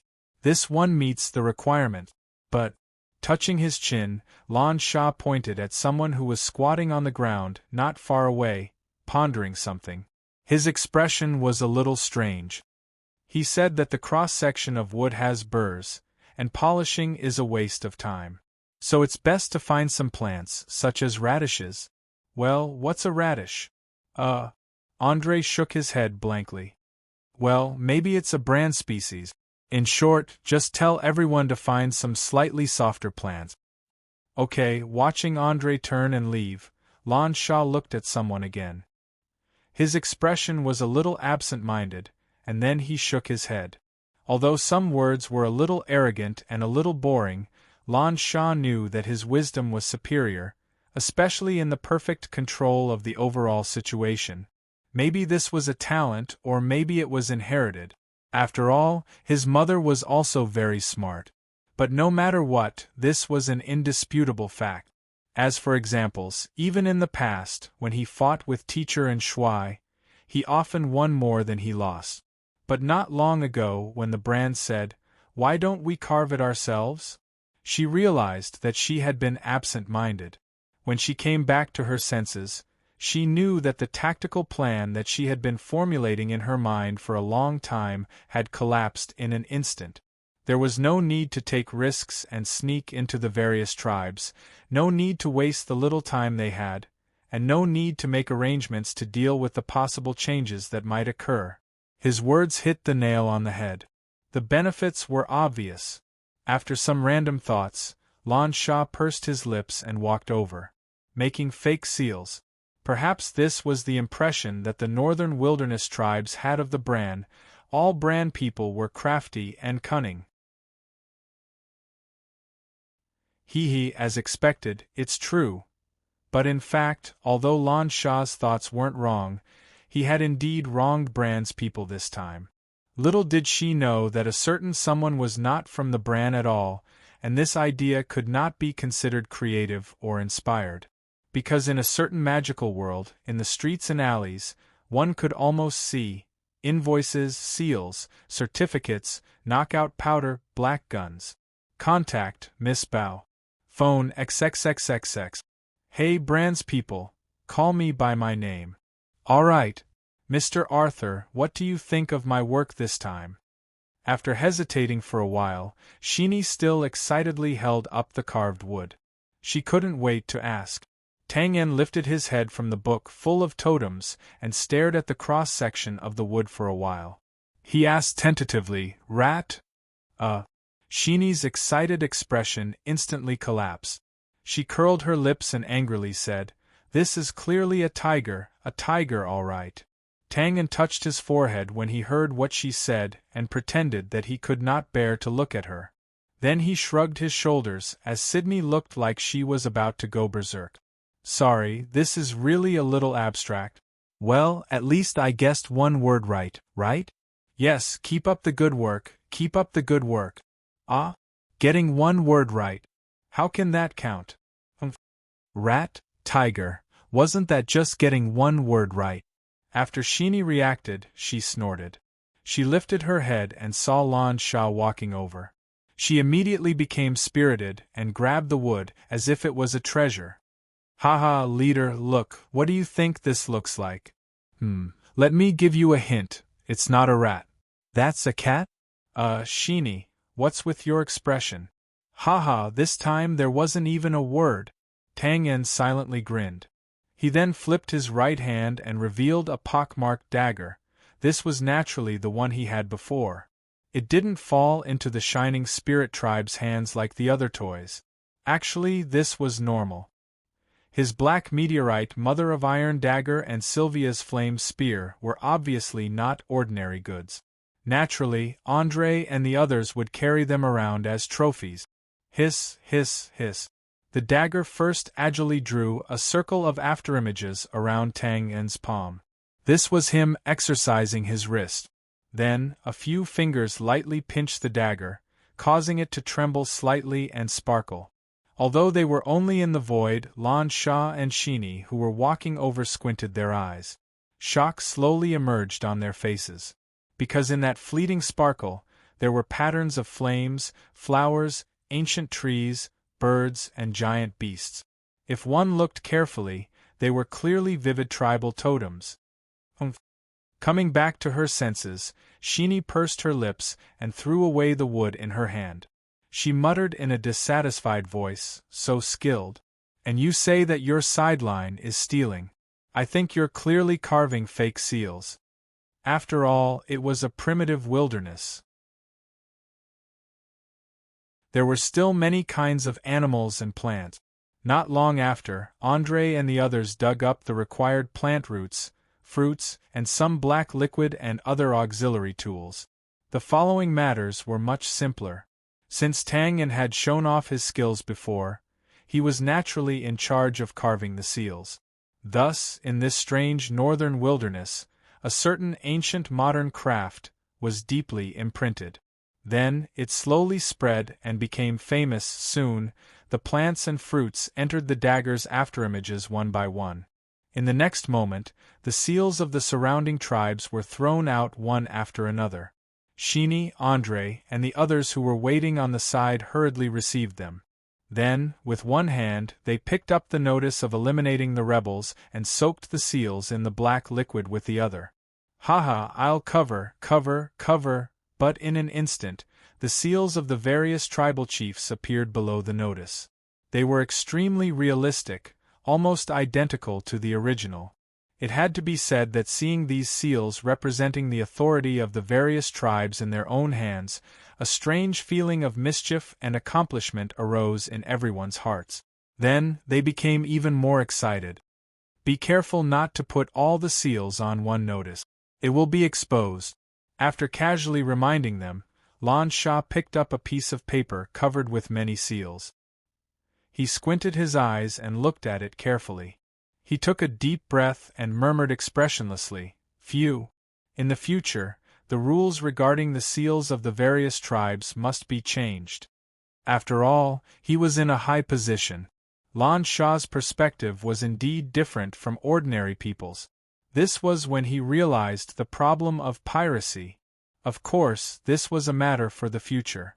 Now, she needed to think about how to reset the plan. Tang Yen's move had undoubtedly completely destroyed Lan Sha's previous plan. Fortunately, this was a big step in a favorable direction. It was also because of this that Lan Sha's narrowed eyes were shining. It seemed that he was brewing a bigger plan. The sun gradually rose in the east. Her face was red like an apple, like a 16-year-old girl who was full of love. Unfortunately, the girl's aging speed was a little fast. As the altitude gradually increased, her face quickly paled, and even looked a little gloomy. It was noon.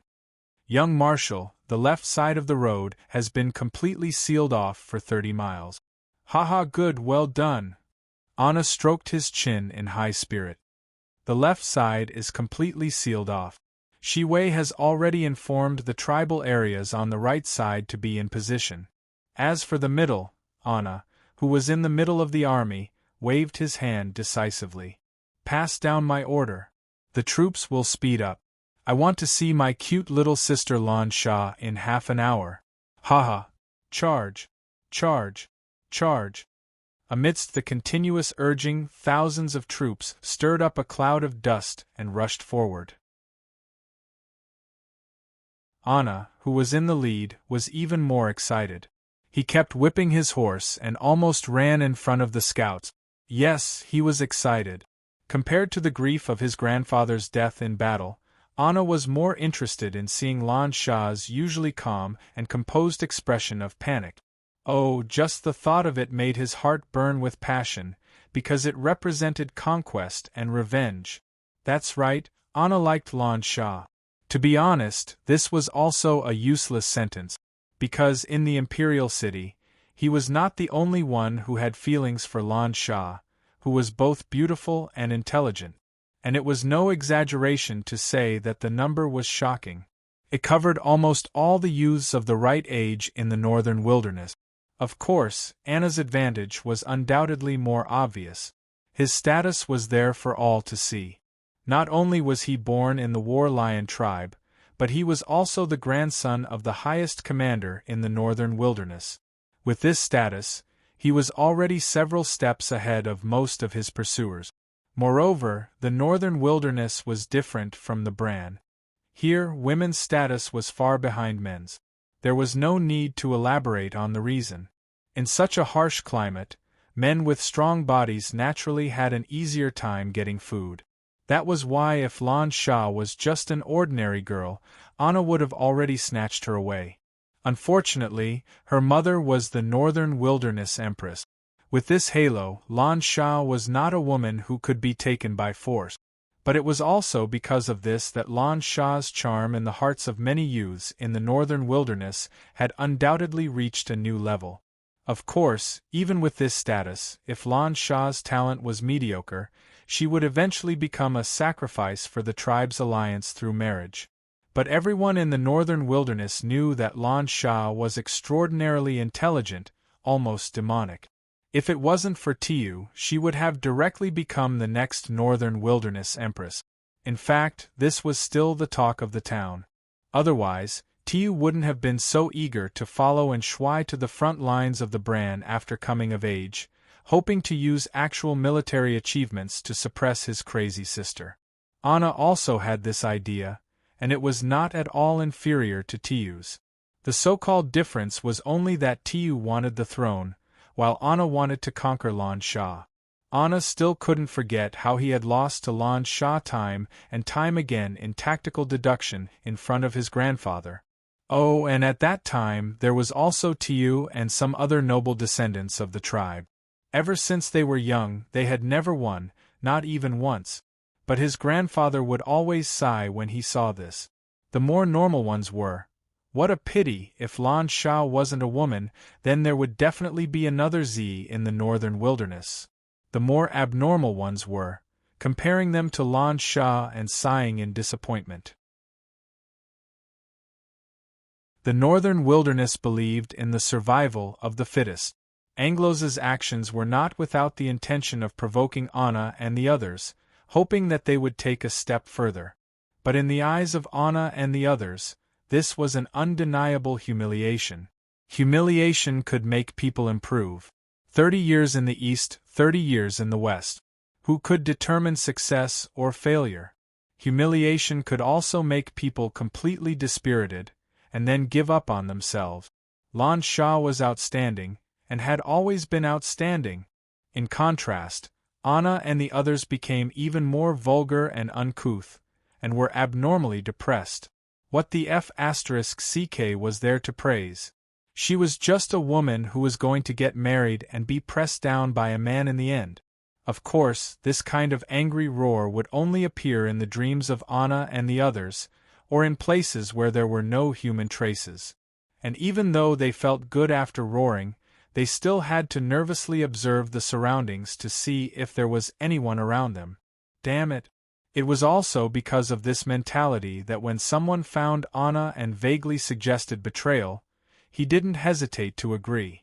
The condition was that he had to hunt down Lan Sha himself. They hit it off immediately. That was why Anna was feeling very good right now. He was leading his troops to hunt down Lan Shah, and soon he would be able to defeat him for the first time and wipe away his previous humiliation. What? Leading more than 10,000 troops, and winning with an unfair advantage? Don't mess around, who cares, as long as he can win. Anna, who felt that victory was in his hands, was even thinking about what to do after capturing Lan Shah. First of all, he definitely couldn't kill him, not to mention that there was no news of victory from the imperial city. Just the temptation of capturing Lan Shah as a prisoner was enough. Lan Shah, when the imperial city is secured, watch how I'll press you down and humiliate you. Half an hour quickly passed by in Anna's fantasies, but there was still no sign of Lan Shah in his line of sight. The army stopped advancing, and the scouts continued to report that Lan Shah and the others were not found. Anna's good mood instantly disappeared, and his face turned ashen as he roared, "Damn it, who the hell can tell me where Lan Shah is right now?" The officers looked at each other, speechless for a moment. The left road was blocked, the right road was also blocked, and the middle road was completely surrounded. But Lan Shah and the others had disappeared? It was like casting a net into a pond where fish could be seen jumping out of the water, only to find that the net was empty. It didn't make any sense at all. Could we have missed them? Should we go back and search again? After a while, one of the officers braced himself and suggested. Anna couldn't help but frown when he heard this, and he was a little hesitant. Although he had lost to Lan Shah in tactical deduction, he was undoubtedly still a military man as the grandson of Anglos. There shouldn't be any loopholes in the army's large-scale advance, and going back would be a waste of time. But if it was Lan Shah, there was a chance that he might have escaped. Just as Anna was hesitating whether to go back and search again, a voice rang out. "It's no use, they have already escaped to the tribal area on the right." What? There was an uproar, and everyone suddenly turned to see Shi Wei riding his horse towards them with a bitter smile on his face. "Escaped to the tribal area on the right?" Anna frowned and asked bluntly, "What's going on? Did we not inform them? Or did some tribe have a death wish and let them pass?" "No, sir, the situation is much more serious than that." Shaking his head helplessly, Shi Wei pulled his horse closer and said, "We have already informed all the tribes before, and their reactions were similar to what we expected. Most of the chiefs agreed to seal off their territory, but they were a little vague about whether they would help us. About an hour and a half ago, the atmosphere changed. When we patrolled past, some tribes began to find all kinds of excuses to prevent us from entering their territory." Anna was furious when he heard this. "Damn it, how dare they?" Shi Wei approached him with a bitter expression. "At first, I couldn't figure it out either. I immediately found a few small tribes and forced our way in and pulled out the chief. Fortunately, they were still afraid of the majesty of the army and didn't do anything to us. After a series of threats, we finally got them to tell us the reason." Pause for a while, he licked his dry lips. "They said that many tribes have already stood on the side of His Highness Lan Shah, and they even stamped the seal of their respective chiefs." Ha. Good. Anna was so angry that he laughed, and coldness burst out from between his teeth. "Since they have a death wish, then they can't blame me. Men. Young Marshal."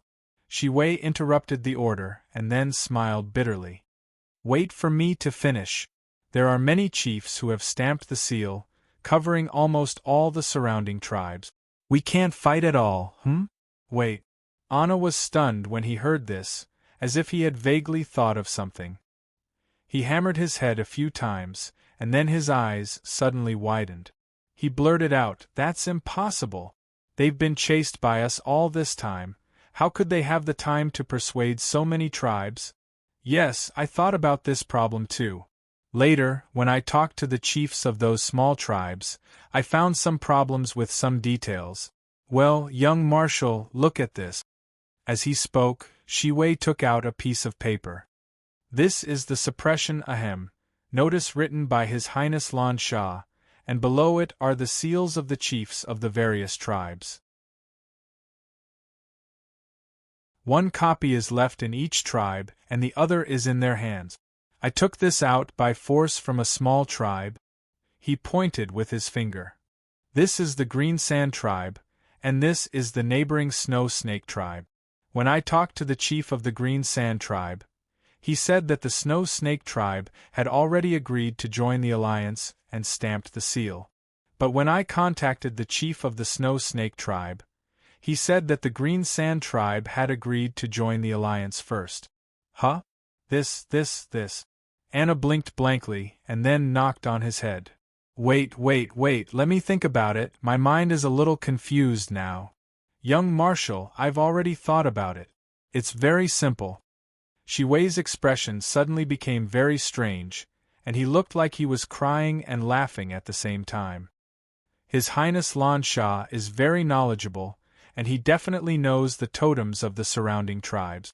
So, engraving a fake seal naturally wouldn't be a problem. Ahem, haha. F***ck.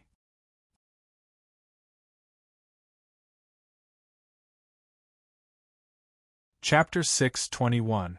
More than 10,000 elite soldiers rushed over without stopping to rest. The left flank outflanked, the right flank coordinated, and the middle pushed forward.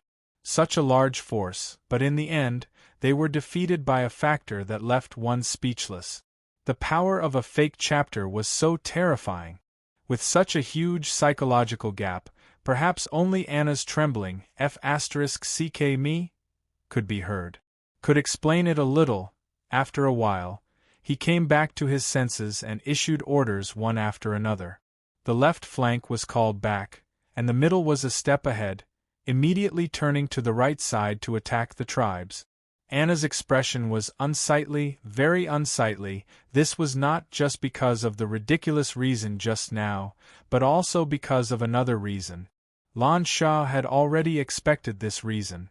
Although Anna and the others were still strong, they were still rootless duckweeds. No one could be sure how the situation in the Imperial City would turn out. It was hard to say whether they would win or lose.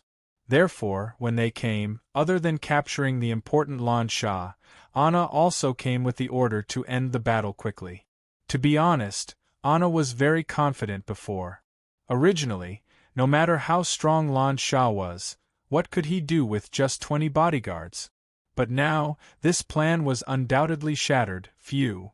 Anna took a deep breath and completely recovered, turning to ask with a sharp gaze. Can you still confirm Lan Sha's position now? More or less. Shiwei nodded and pointed forward. We had already patrolled more than half of the area, so they could only escape in this direction. I've checked, and there are the most tribes in this direction. Do you think they will keep running forward? That's hard to say. After thinking for a while, Shiwei shook his head and calmly analyzed.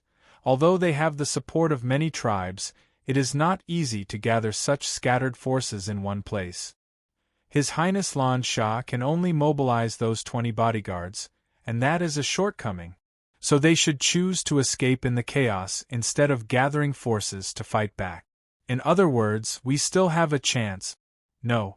Anna suddenly interrupted, his eyes flashing. I know her, she is very proud. As long as there was enough opportunity, she would not choose to run away pathetically. Instead, she would stay and take advantage of the situation to plan.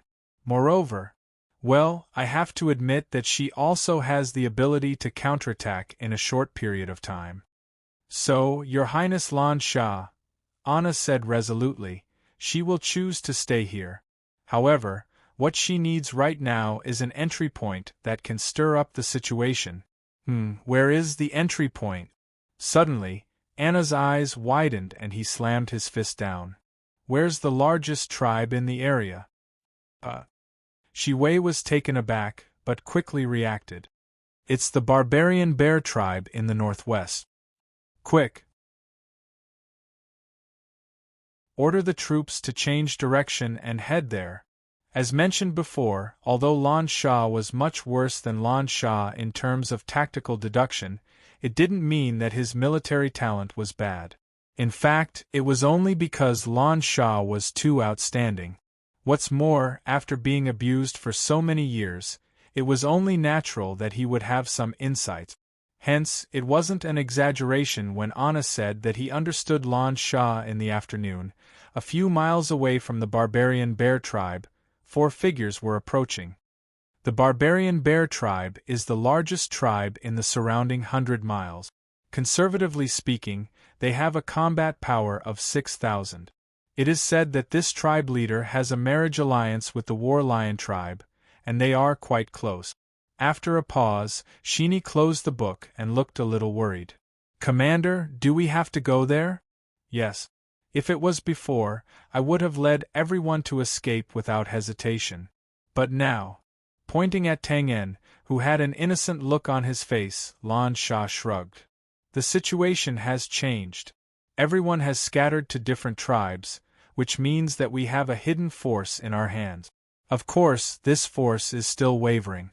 Therefore, as long as we can successfully persuade the barbarian bear tribe, which is the largest power in the surrounding 50 kilometers, to take the lead, the counterattack will be successful." "Oh," patting Sheeny, who was still worried, Lan Sha continued, "don't worry, I can handle it. When we get there, you guys just have to follow my signal. If you need a show of strength, Mr. Arthur, you have no problem with that, right?" I haven't seen the actual situation, so it's hard to say." Tang En touched his nose and shrugged. "If the barbarian bear tribe leader's strength hasn't reached Earth rank, and there are no obstacles within 10 steps of him, I have the confidence to kill him in one hit. You just need to scare him a little. Then there's no problem." Snap. Snapping his fingers, Lan Sha turned around. "As for you guys, Sheeny, Andre. Yes, if it succeeds, you guys need to stay in the barbarian bear tribe for a while. You guys can be considered as hostages. Don't be too nervous, just eat and drink for a few days and you'll be out." "Hee hee." Sheeny couldn't help but cover her mouth and chuckle. Andre shrugged and made a "Commander, I'll listen to you" expression. Obviously, they had a lot of confidence in Lan Sha. "Okay, that's it for now."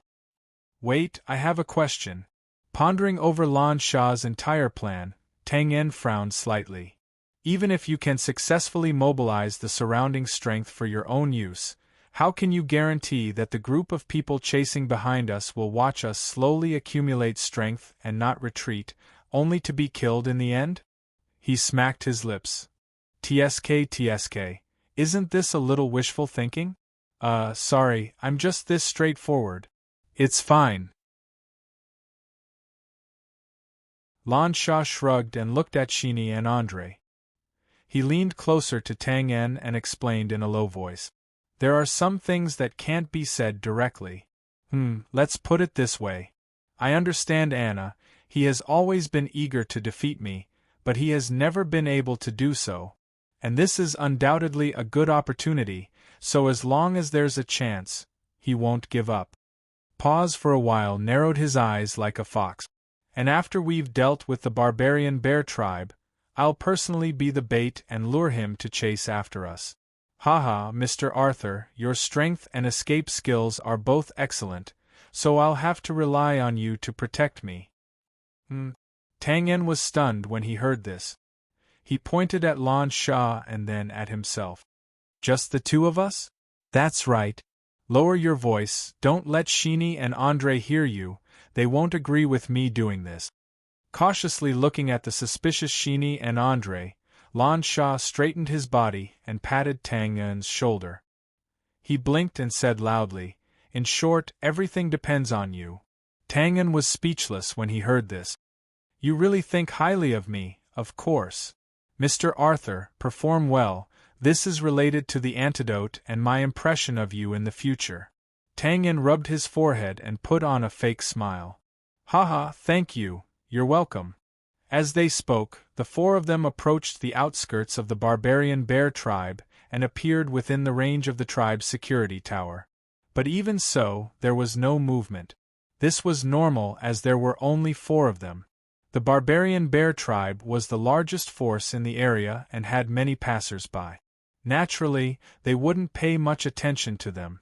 When they were about 100 meters away from the main entrance of the tribe, perhaps they saw Tang En's obvious appearance as a brand. The barbarian bear tribe finally reacted. A small group of barbarians directly ran over. Lan Sha was the first to stop at this moment. She raised her head slightly and slowly emitted the unique aura of a person in a high position. She was the second princess of the Northern Wilderness royal family. Unless the tribe leader of the barbarian bear tribe personally welcomed her, she wouldn't casually step into the tribe. The small group of barbarians who didn't know what was going on approached and raised their weapons to ask something. Suddenly, they heard a loud roar. "How dare you!"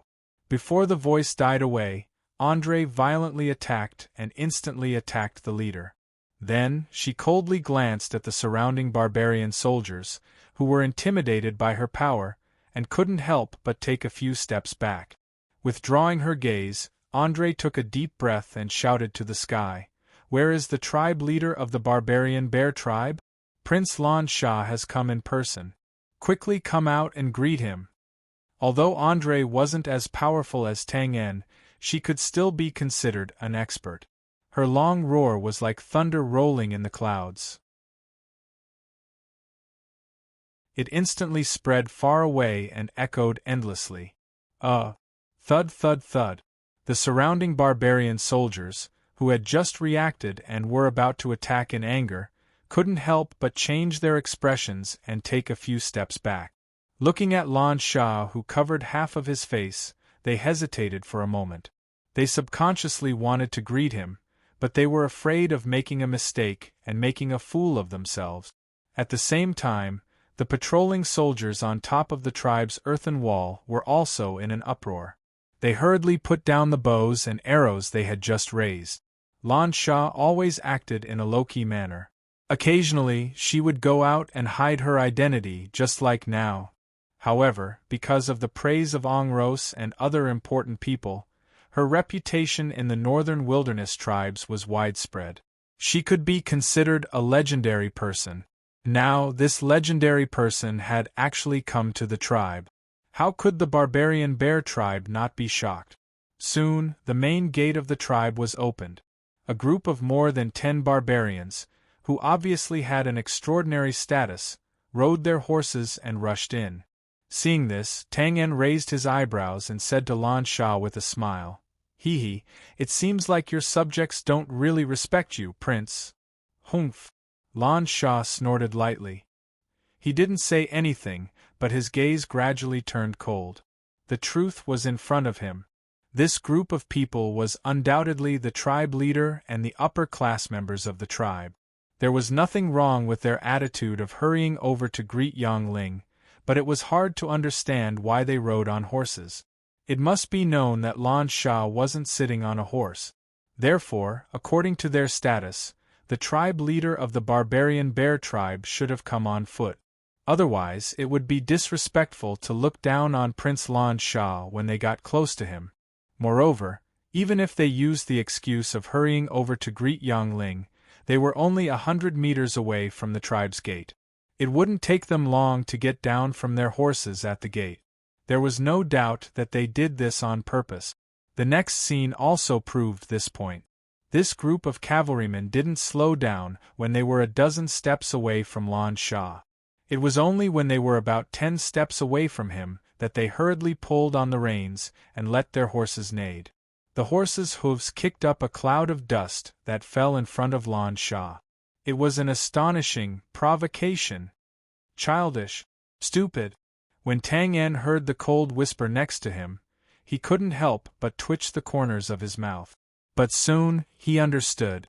The tribe leader of the barbarian bear tribe in front of him was vaguely provocative.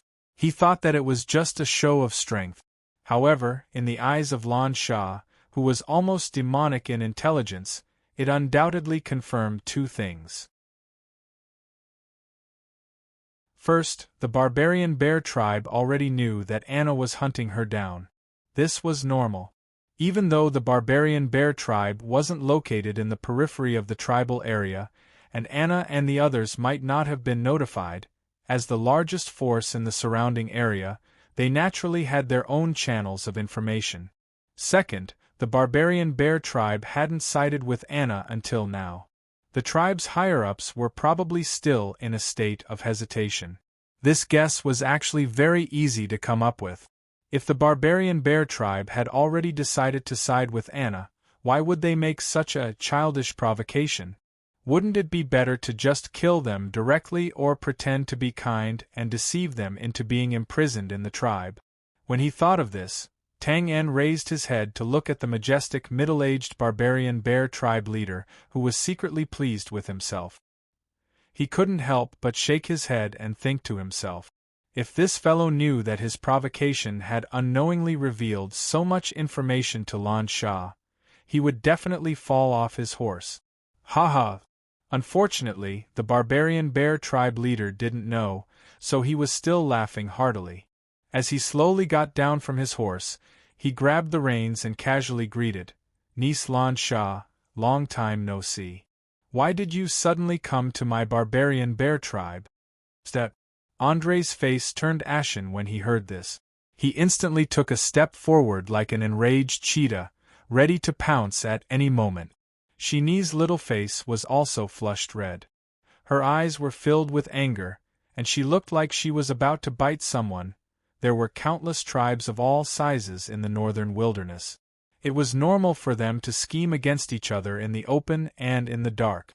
Of course, if there were disputes, there would be cooperation. Marriage was one of the most common, and it was also the most cost-effective method of cooperation. No matter if it was the Heavenly Wolf imperial family at the top of the pyramid, the Battle Lion tribe, or a small tribe with only a few dozen people, it was the same. The barbarian bear tribe had a marriage alliance with the Battle Lion tribe, and the Battle Lion tribe had a marriage alliance with the Heavenly Wolf imperial family. In this way, it was reasonable for the barbarian bear tribe leader to address Lan Sha as his niece. However, this form of address was undoubtedly disrespectful. When Andre roared earlier, he had already made it clear that Lan Sha had come with the identity of an imperial highness.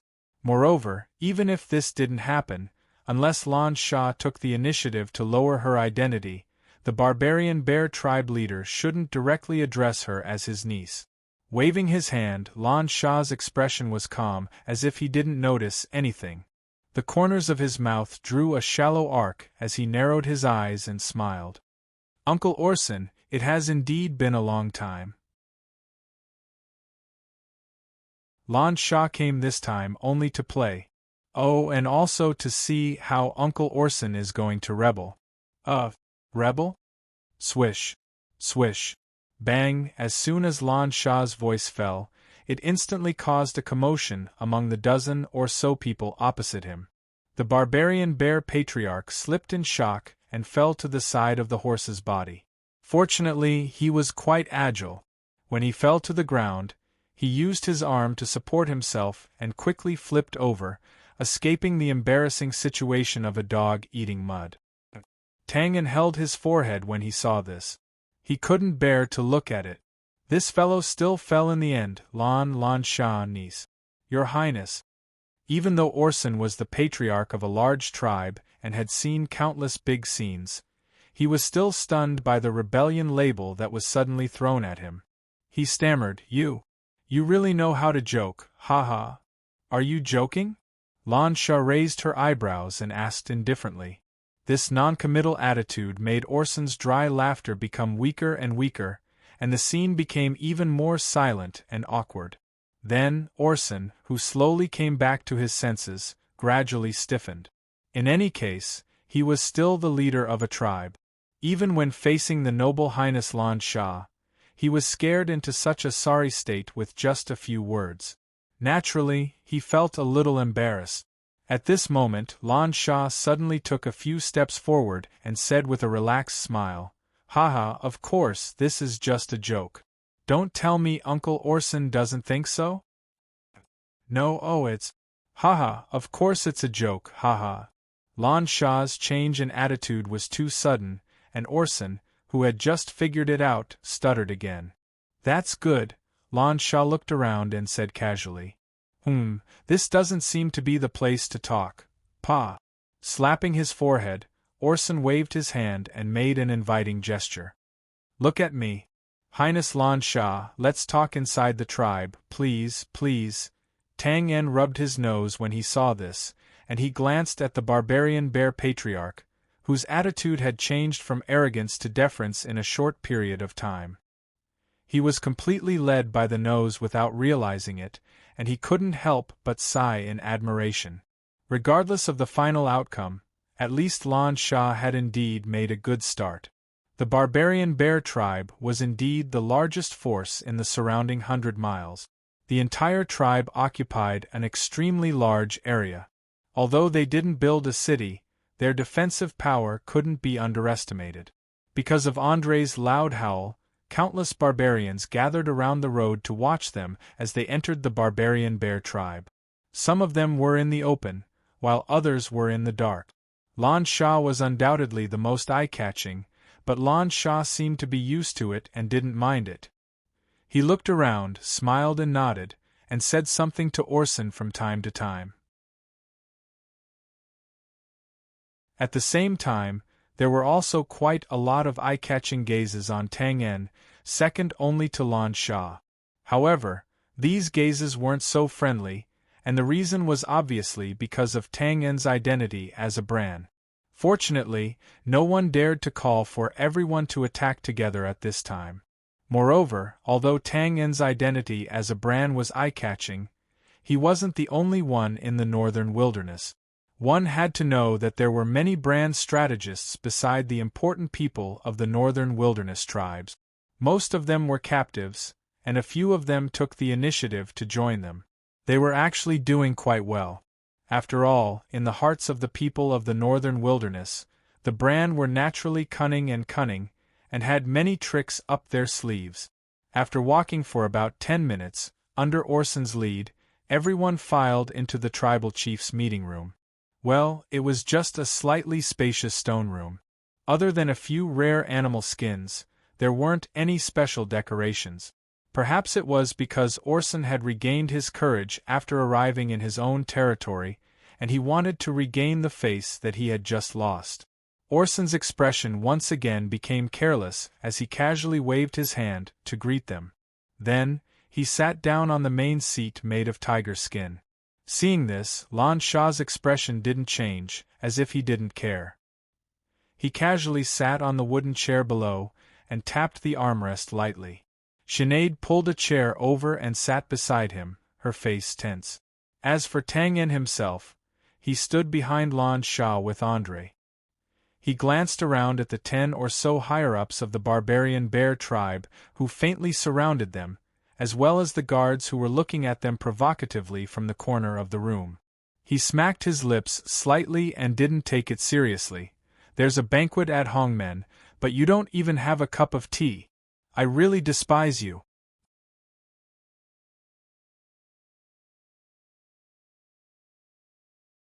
Chapter 6:22. Tap, tap, tap. In the spacious stone house, the atmosphere was eerily quiet. Only the sound of Lan Sha's slender fingers tapping on the armrest could be heard. It was as if the stalactites in the grotto were falling to the ground below in a rhythmic pattern. At first, no one paid attention to this sound, but after a few minutes, when no one spoke in the house, this sound began to invade everyone's ears and spread to their minds. Orson tightened his grip on the tiger pelt and frowned slightly, his expression gradually becoming impatient. This sound was really annoying. It was only a few minutes of tapping on the armrest, but Orson's state of mind was naturally abnormal. However, there was actually a hidden inevitability. Just as Tang En and Lan Sha had expected, although Orson had not received Anna's notice, he was indeed aware of the rebellion that had occurred in his territory. To be honest, Orson was currently very conflicted and had not made up his mind. That's right, the relationship between the barbarian bear tribe and the battle lion tribe could be considered close. In the past, he had used this relationship to obtain many benefits. Otherwise, the barbarian bear tribe would not have developed to this extent. Therefore, in terms of emotions, Orson was on the side of the battle lion tribe. If the person Anna was chasing was not Lan Shah, he would have already led his troops to help. However, the person being chased was Lan Shah, His Highness Lan Shah of the Heavenly Wolf Imperial family. This was an out-and-out rebellion. As such, Orson had no choice but to hesitate. He was the leader of the tribe and shouldered the interests of the entire tribe. He could not let his emotions affect his decisions. If this matter did not succeed, he would not be the only unlucky one. It was very likely that the barbarian bear tribe would also vanish in an instant. Of course, if this matter succeeded and he extended his hand to help at this time, there would naturally be many benefits in the future. However, if he did not make a move now, he would naturally be hated by the battle lion tribe and would definitely face a tragedy in the future. To rise to the top or fall into the abyss. It was all in a single thought. How could this not make Orson feel great pressure? It could be said that if he had a choice, Orson hoped that Lan Shah would not appear in front of him. If he did not see him, his heart would not be troubled. However, Lan Shah just had to appear here. Tap, tap, tap. The more Orson thought about it, the more irritated he became. The more irritated he was, the more he felt that the hammering sound was urging him to die, making him very unhappy. Patting the tiger's skin and suppressing the stifling feeling in his heart, Orson decided to speak first and cleared his throat. Cough, cough. Just as he was about to open his mouth to speak, Lan Shah suddenly raised his head and smiled. "Uncle Orson, are you here to ask me why I'm here? Great." As a bystander, Tang En naturally saw things more clearly. At this time, he couldn't help but secretly give Lan Shah a thumbs up. Some things were related to the mysterious chi field. Just like negotiations, it was very subtle, but at the same time, it was indescribably wonderful. This was Orson's home ground, and he undoubtedly had the psychological advantage. It was also because of his attitude that the scene fell silent. It could be said that the one who spoke first would be the weaker one, and Lan Shah exerted pressure on the hesitant Orson by hammering his fingers inconspicuously, successfully luring him to speak first. Then, right when Orson had just broken the silence, Lan Shah suddenly spoke up and took the initiative to speak. This woman was really plucking the feathers from the geese, not leaving the slightest bit of opportunity for others. Sure enough, Orson was stunned and nodded subconsciously. He had indeed wanted to pretend to be completely ignorant. After all, no matter how the situation developed, it was always right to pretend to be ignorant.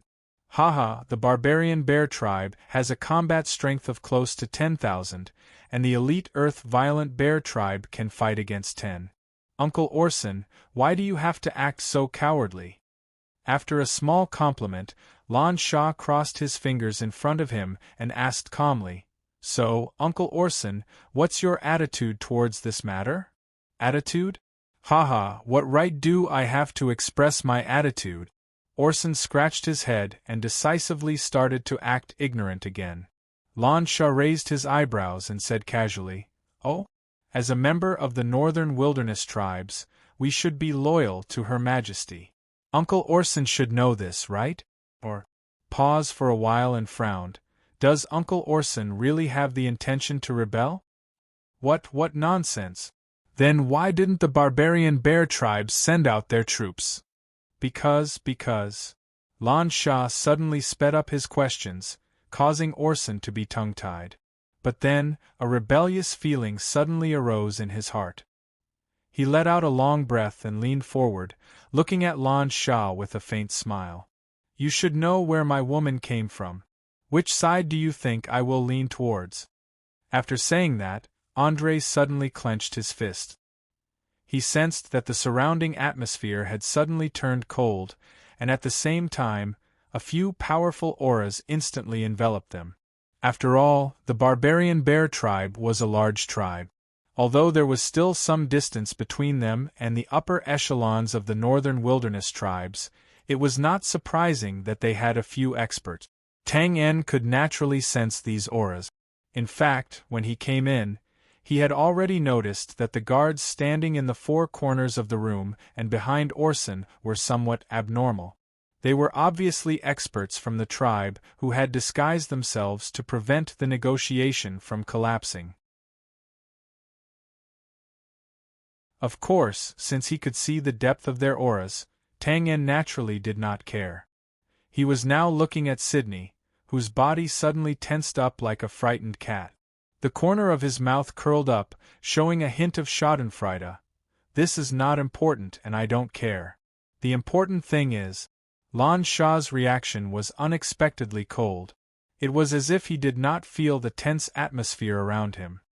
He raised his head slightly and narrowed his eyes, asking in return, "Are you sure you know where I come from?"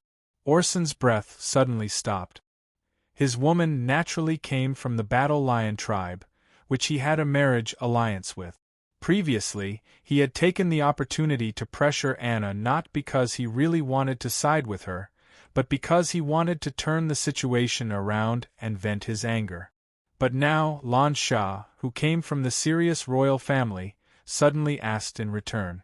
With her status, of course, she had the right to not care where Orson's woman came from. On the contrary, Orson himself had to consider the consequences of siding with Anna. It could be said that not only did he not vent his anger, he was directly suppressed back. "I know what you're thinking." Lan Sha was unforgiving. He looked at Orson and said calmly, "Your woman comes from the Battle Lion tribe. Usually, the two tribes are very close, so in terms of feelings, you will be more inclined to side with the Battle Lion tribe. But," he spread out his hands, "until now you have not done so. Why?" "I'm thinking. Or rather, you're hesitating." Lan Sha looked into Orson's eyes and smiled. "Why are you hesitating? It's very simple. Because in the depths of your heart, you are not optimistic about the Battle Lion tribe's betrayal this time." His tone suddenly changed, and he did not hide his sarcasm. He looked around and said, "Ha, what a ridiculous betrayal! Ever since my mother became the Northern Wilderness Empress in the tribe, in the past 20 years, no matter if it was the military or business, all kinds of things have been developed, and everything has been renewed. How can a few clowns use some absurd and funny reasons to interfere with such a situation? And you, Uncle Orson?" Lan Sha suddenly turned his head, his eyes sharp as knives, and said word by word, "You are still hesitating?" His words suddenly became hurried. "Do you think that your woman, the relationship between the barbarian bears and the Battle Lion tribe will become your bargaining chip? That was before. Now I can tell you very responsibly that Anna and the others will definitely lose. And those relationships that made you feel complacent and obtained many benefits will send you and the barbarian bear tribe into a bottomless abyss." As if unable to bear the pressure brought by Lan Sha's words, Orson subconsciously leaned back and licked his dry lips. His expression changed slightly. "What a talent!" Tang En could not help but raise his eyebrows when he saw this, and he once again sighed with emotion. It was just a short sentence, but coming from Lan Sha's mouth, it should have been about the close relationship between the barbarian bear tribe and the Battle Lion tribe that was above them. But now, it seemed to have become Orson and the barbarian bear tribe's life reigns. Moreover, it sounded reasonable and was not an exaggeration at all. Then, without waiting for Orson to understand why, Lan Sha waved his hand, and Andre behind him reached into his pocket. Suddenly, the sound of weapons clashing could be heard. The surrounding guards all took a step forward, and the atmosphere suddenly became cold. "Hey guys, don't be nervous. It's just a stack of paper, not a string of exploding crystals." Looking around with a relaxed expression, Andre slowly stretched out his arm. As expected, it was just a stack of paper. Tang En did not need to glance at it to know that it was his masterpiece, a notice of suppression with many tribes' fake seals. Of course, Tang En did not care, but it did not mean that Orson did not care. Hua Orson first casually glanced at it, and then his body suddenly shook. He blinked his eyes and waved his hand with force, finally sending the notice flying. At the same time, his expression quickly turned black and then green at a speed visible to the naked eye below Orson. Other than Lan Sha, there were more than 10 tribes upper echelons. They looked at Orson's expression that changed faster than flipping the paper, and they were baffled as they caught the paper that flew out. How is this possible? How did this happen? Damn it, this group of bastards actually did not inform us. There was an uproar in the stone house. After counting the number of familiar patterns, the upper echelons of the tribes looked at each other in dismay. They were shocked to find that it included almost all the tribes in the surrounding area. In a moment, other than being shocked and puzzled, the upper echelons of the tribes were in a state of anger. They were angry that the small and medium-sized tribes in the surrounding area actually chose a side without informing them, and even stamped it in black and white. If the strength of all these tribes were gathered, it would be more than 10,000, perhaps even 50,000 soldiers. If the people of the barbarian bear tribe had known about such a huge force, they would not have been conflicted. They could have just directly joined them. However, they did not know that in the small and medium-sized tribes, when the chiefs saw the barbarian bear tribe's totem seal, they were also secretly cursing them for being unkind. After a while, when he saw the densely packed seals, Orson finally reacted and asked in a deep voice, "You need my barbarian bear tribe to take the lead?" Before the troops were sent to conquer Anna, these tribal seals were actually just seals. There was no denying it in black and white, but there was naturally the fear of shooting the bird that stood out. After all, most of these tribes were forced to join under the influence of fake seals. At this time, if a large tribe, such as the barbarian bear tribe, was willing to take the lead, it would naturally be the best outcome. To be precise, your barbarian bear tribe needs to redeem itself. Lan Sha was very smart. Just by hearing Orson's words, he already knew that the other party had more or less decided to stand on his side. The reason why he asked this superfluous question was nothing more than to take advantage of this to ask for some benefits. When Orson heard this, the corners of his eyes twitched. He only felt that Lan Sha's calm eyes seemed to be able to see through all his thoughts. No matter what plans he had or what he wanted to say, he would always be firmly suppressed in the previous moment, without any chance to turn the situation around. However, Orson was still unwilling to give up. How could the 10,000 elite soldiers of Anna be easy to deal with? If he led the troops to attack, the tribe would definitely suffer a great loss. In addition, after this matter, the barbarian bear tribe could only rely on the heavenly wolf royal family to bear the consequences of completely breaking off relations with the battle lion tribe. No matter how he looked at it, he had suffered a great loss this time. Naturally, he hoped to get some benefits after getting a promise. "Your Highness Lan Sha." After muttering to himself for a moment, Orson hammered the tiger-skin armrest and said with narrowed eyes, "The barbarian bear tribe can stand on your side, but we need more promises. This is what we deserve. Moreover, well, don't blame me for being too frank. You are now in my territory." As soon as he finished speaking, Orson, who had been sullen until now, finally displayed the demeanor of a large tribe's chief. Although he did not issue any orders to attack, the surrounding guards all stepped forward and pointed their weapons at Lan Sha's feet. This was also a form of respect. At the same time, a few icy killing intents descended in an instant. The area they covered wasn't Lan Sha and Shini. In the current situation, the tribe's experts couldn't be so ruthless. Therefore, their main targets were Tang En and Andre behind them.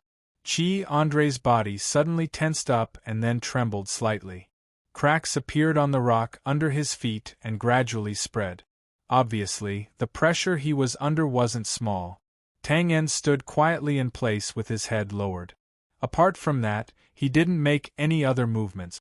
It looked as if he was scared silly by the condensed killing intent. My promise is that you will follow my instructions and lead the troops to kill the Ana rebels. The barbarian bear tribe won't be destroyed. Lan Shah's tone was very resolute. He didn't care about Orson's threat at all. Then, he tilted his head and looked at Orson. He raised his hand and pinched the earlobe in his hair bun and said with a relaxed smile, "Moreover, I am in your territory." Suddenly, puff puff puff, bursts of blood sprayed out from the four corners of the room. A few ordinary-looking guards seemed to have been hit by something invisible and were instantly plastered to the wall. Their faces were filled with unconcealable shock and fear. It was impossible for them not to be alarmed, because just a moment ago, when they combined their killing intent to suppress the two personal guards behind Lan Shah, an enormous bloody killing intent suddenly counterattacked.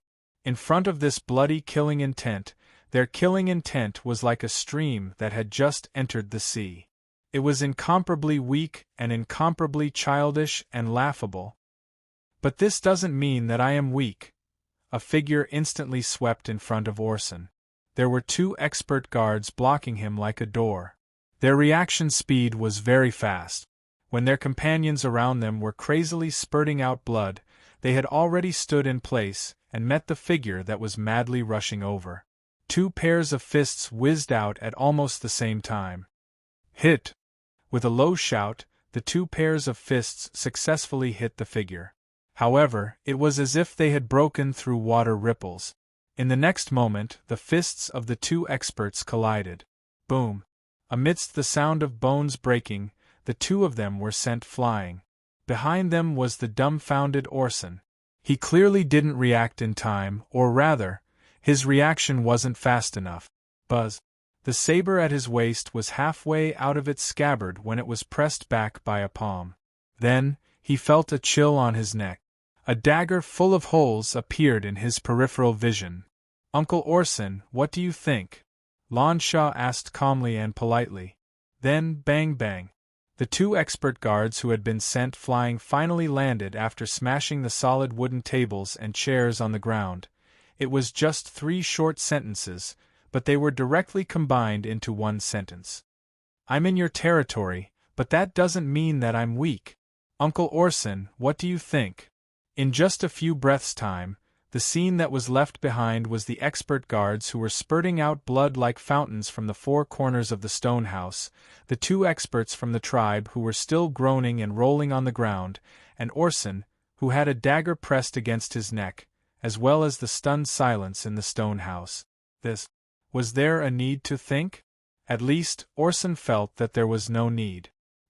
He subconsciously looked around and realized that one of the guards who was originally standing behind Lan Shah had disappeared. Then, a rather mocking voice rang in his ears. "Good boy, it's too dangerous for children to play with knives. It's better to put them away." In just a short moment, the upper echelons of the tribe and the guards in the stone house were in an uproar. Some were agitated and resentful, constantly scolding that damned guy to be careful. There were also some who scolded him for a despicable sneak attack. There were even some barbarians who were waving their sticks and attacking. However, they were held back by the older and more prudent upper echelons to prevent their reckless actions from harming the life of their patriarch. However, at this moment, Lan Shah unexpectedly waved his hand. Tang En, who was behind the tiger skin seat, understood. Without saying a word, he directly put away his dagger and left. Orson subconsciously touched his chin. Indeed, there was no longer any coldness. Escaping death, Orson was momentarily stunned. Lan Shah patiently waited for Orson to come back to his senses. Then, he calmly said, "Uncle Orson, between Anna and me, who do you think will win?" Of course. Looking at Tang En, who had returned to his original position and was grinning at him, Orson's body couldn't help but tremble. "Of course it will be you, respected Prince Lan Shah. Then, what is your choice?" "I will immediately dispatch troops. And I will immediately send my woman back to the Battle Lion's tribe."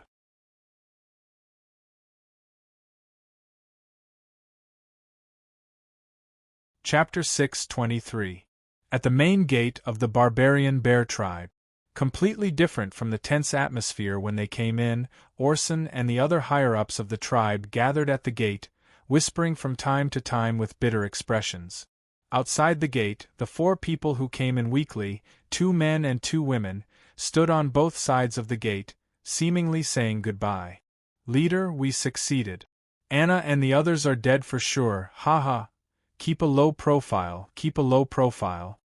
Lan Sha waved his hand to stop Sheeny, who was laughing with her head raised. The current Lan Sha did not have the serious expression he had during the negotiation. He glanced at Orson and the others not far away and smiled mischievously. It's fine to be a little happy. It's not good to provoke them, haha, that's true. Lan Sha was of course only joking, but Sheeny immediately covered her mouth and looked around carefully. She lowered her voice and said, "Since the barbarian bear tribe has already agreed to send troops, then why don't we stay here together, leader? Because it's not over yet." Lan Sha shrugged and said casually, "Until now, we have only roughly completed the preliminary preparations. Although the barbarian bear tribe has agreed to send troops immediately, they only have 7,000 troops at most, which is not enough to fight against Anna's rebel army. Only by joining forces with other small and medium-sized tribes will this matter be truly safe. And to reach this step, it will still take some time." Pausing for a moment, Lan Sha caressed Sinead's worried face to comfort her. "Don't worry. Although there will be some danger, there are more than 20 elite bodyguards with us, and that guy." Lan Sha pointed at Twain, who was not far away. The latter seemed to have sensed something and raised his head to look at them in confusion. He waved his hand in greeting. "Haha, you saw what happened just now. I was also a little surprised. Orson and the rest could not stop this Bran at all. So, you don't have to worry about my safety at all." Sheeny pursed her lips. "That's true, then let Andre go with me?" I knew you wouldn't let him go." Just as Sinead was stunned, Lan Sha immediately narrowed his eyes craftily like a fox. "If I had known about your thoughts earlier, would I have let Andre accompany you in the barbarian bear tribe? TSK, I just didn't expect you to be so heartless. You have someone in your heart, but you don't have me." "Ah! How could I?" Tang En, who was not far away, greeted him inexplicably. He touched his nose and squinted at Lan Sha, who was not far away. There was undisguised admiration on his face. There were many ways to negotiate, but the most suitable method for the previous situation was coercion and bribery. And the brilliance of Lan Sha's method was that he did not hesitate when it was time to exert pressure. For example, when he led Orson by the nose in a domineering manner before entering the tribe, or when he sent a secret signal to make Tang En suddenly attack, shocking everyone. At the same time, when Lan Sha needed to be gentle, he did not hesitate to lure out Orson's advantage, the inextricable relationship between the barbarian bear tribe and the battle lion tribe. Then, he elaborated on this as Orson's fatal weakness. In this way, he used "between me and Anna, who will win?" to end the negotiations smoothly in one fell swoop. Orson was actually under Lan Sha's control throughout the entire process, including his grievances, anger, shame, and other emotions. It could be said that this was a textbook negotiation. It could be said to be perfect. Of course, the more outstanding Lan Sha was, the more troublesome it would be for Tang En. He rubbed his forehead, thinking that with such an opponent, his future seemed to be dark. Arthur. Raising his eyebrows, Tang En turned around and saw Andre walking over with a hesitant expression. "What's the matter?" "Yes, I have something to ask of Mr. Arthur." Before he finished speaking, a scream suddenly came from not far away. Tang En and Andre subconsciously turned their heads and saw Sinead looking over. Then, she instantly rushed into Lan Sha's arms like an ostrich. Retracting his gaze, Andre hesitated for a moment, then suddenly bowed slightly and said sincerely, Mr. Arthur, please protect our leader for the next period of time. Please. This chick still needs others to protect her? Hearing this, Tang En slightly grinned and spread out his hands. You don't need to ask me. Even if it's for my own life, I won't let anything happen to your leader. This was the truth. Andre nodded when he heard this, and his expression immediately became much more relaxed. Just now in the tribe's meeting hall, most people remembered the scene of Tang En instantly capturing Orson. But Andre was different. He was more concerned about the scene of the experts in the corner of the stone house being suppressed by Tang En's killing intent to the point of vomiting blood. At that time, he was standing beside Tang En and felt the same way. The shock in his heart couldn't be described with words. And what made him even more dumbfounded was that Lan Sha and Sinead, who were one step away, didn't have the slightest reaction to this crazy killing intent that was like a sea of blood. What did this mean? It meant that this brand's control of killing intent had already reached the pinnacle. Just imagining it was enough to make Andre's hands and feet turn cold and his heart tremble. At this time, "Haha, what are you guys talking about?" Lan Sha pulled Sinead, whose head was almost lowered to her chest, and asked with a smile. "Oh, nothing. Captain, please be careful." Andre took over and said solemnly, "Don't worry." After casually replying, Lan Sha turned around and waved at Orson, who was inside the door. The latter was startled, but when he came back to his senses, he naturally rushed over. "Your Highness, do you have any other orders?" "Haha, it can't be considered orders." Lan Sha shook his head slightly and said with a smile, "If I'm not wrong, it won't be long before Anna leads his troops here." At that time, Uncle Orson's expression changed slightly when he heard this, and he hurriedly waved his hand. "Your Highness, don't worry. My barbarian bear tribe has officially broken off relations with the battle lion tribe. Haha." Lan Sha helplessly touched his forehead and laughed. "Don't be nervous. I believe in Uncle Orson's promise. He's just helping me pass on a message." Pause for a while. He pointed at the mountain ahead. "At that time, Uncle Orson can tell Anna that I'll be waiting for him there." "Okay, no problem." After carefully looking at Lan Sha's expression and confirming that he wasn't testing him, Orson immediately patted his chest and nodded, repeatedly assuring him. After this matter was settled, Tang En and Lan Sha didn't delay any longer. They rode on the two horses provided by Orson and galloped towards the mountain range in the distance. At the same time, the barbarian bear tribe behind them also sealed their 4 gates and entered a state of battle readiness. As for Sheeny and Andre, they both stayed in the barbarian bear tribe, half to supervise and half to be hostages. On the galloping horse, Tang En looked behind him, turned around and said with a smile, "You're that confident in their safety?" Glancing at him, Lan Sha's delicate body rose and fell with the horse, and she calmly said, "As long as I'm alive, they won't die." Tang En was slightly startled when he heard this, and then he couldn't help but nod. That was the truth. If Orson kept his promise, it would naturally be best. And if Orson rebelled at the last moment, he absolutely couldn't hand Sheeny and Andre over to Anna, because this was his last resort. So as long as Lan Sha's side didn't have any problems, the safety of the two was indeed guaranteed. Sighing in admiration and nodding, Tang En raised his thumb and smacked his lips, saying, "Although it's a little suspicious of flattery. Well, I have to say that your guts are really big." Tang En's words were sincere. Previously, when Lan Sha explained to Sheeny, he said that there would be a caravan of more than 20 experts accompanying them to escape.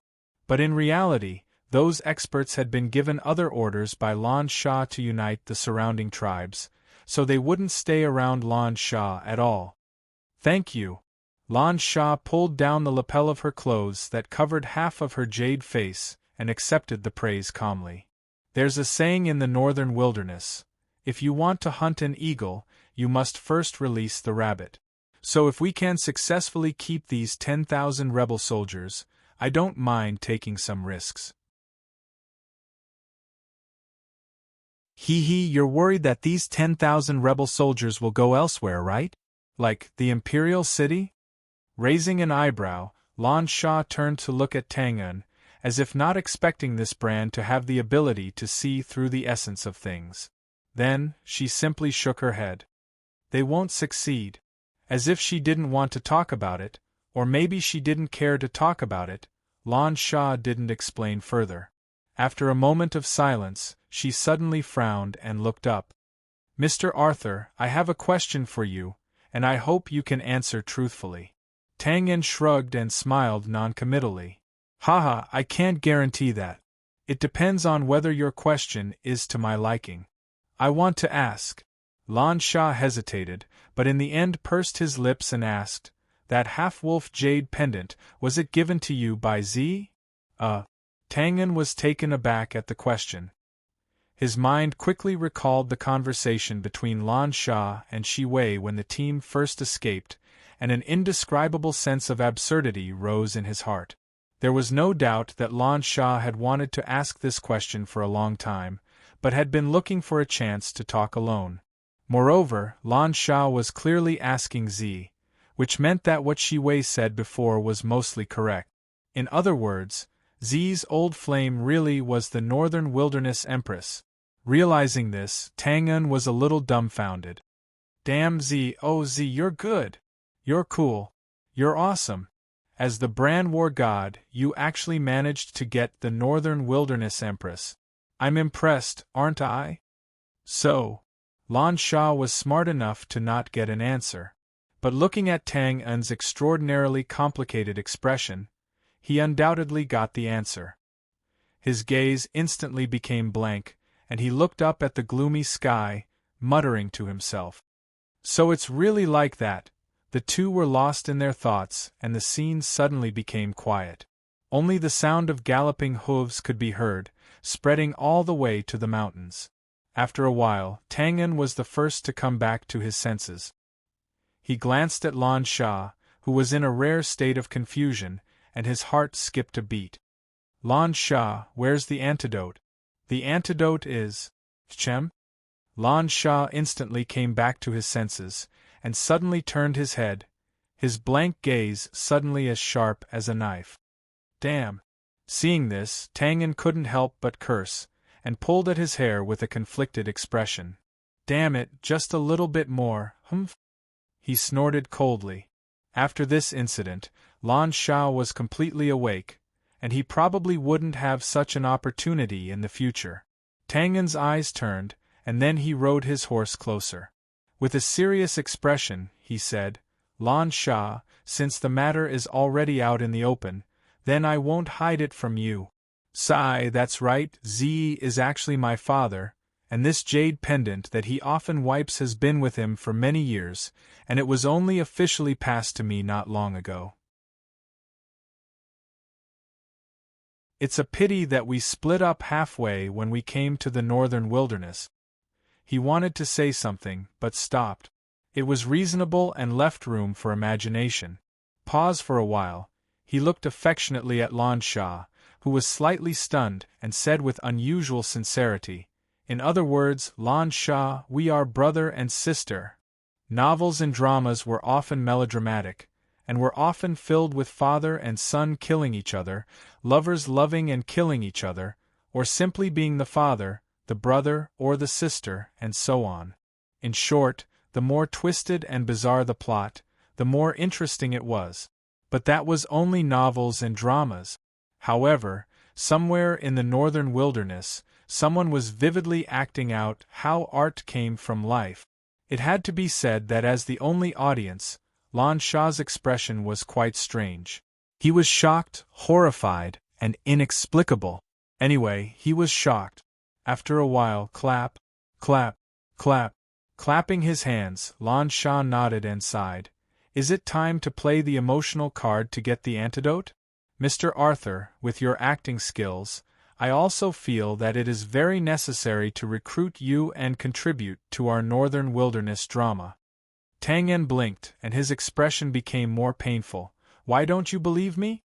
Of course, this matter did happen too suddenly, and I also just found out, so I can understand your doubts at this moment.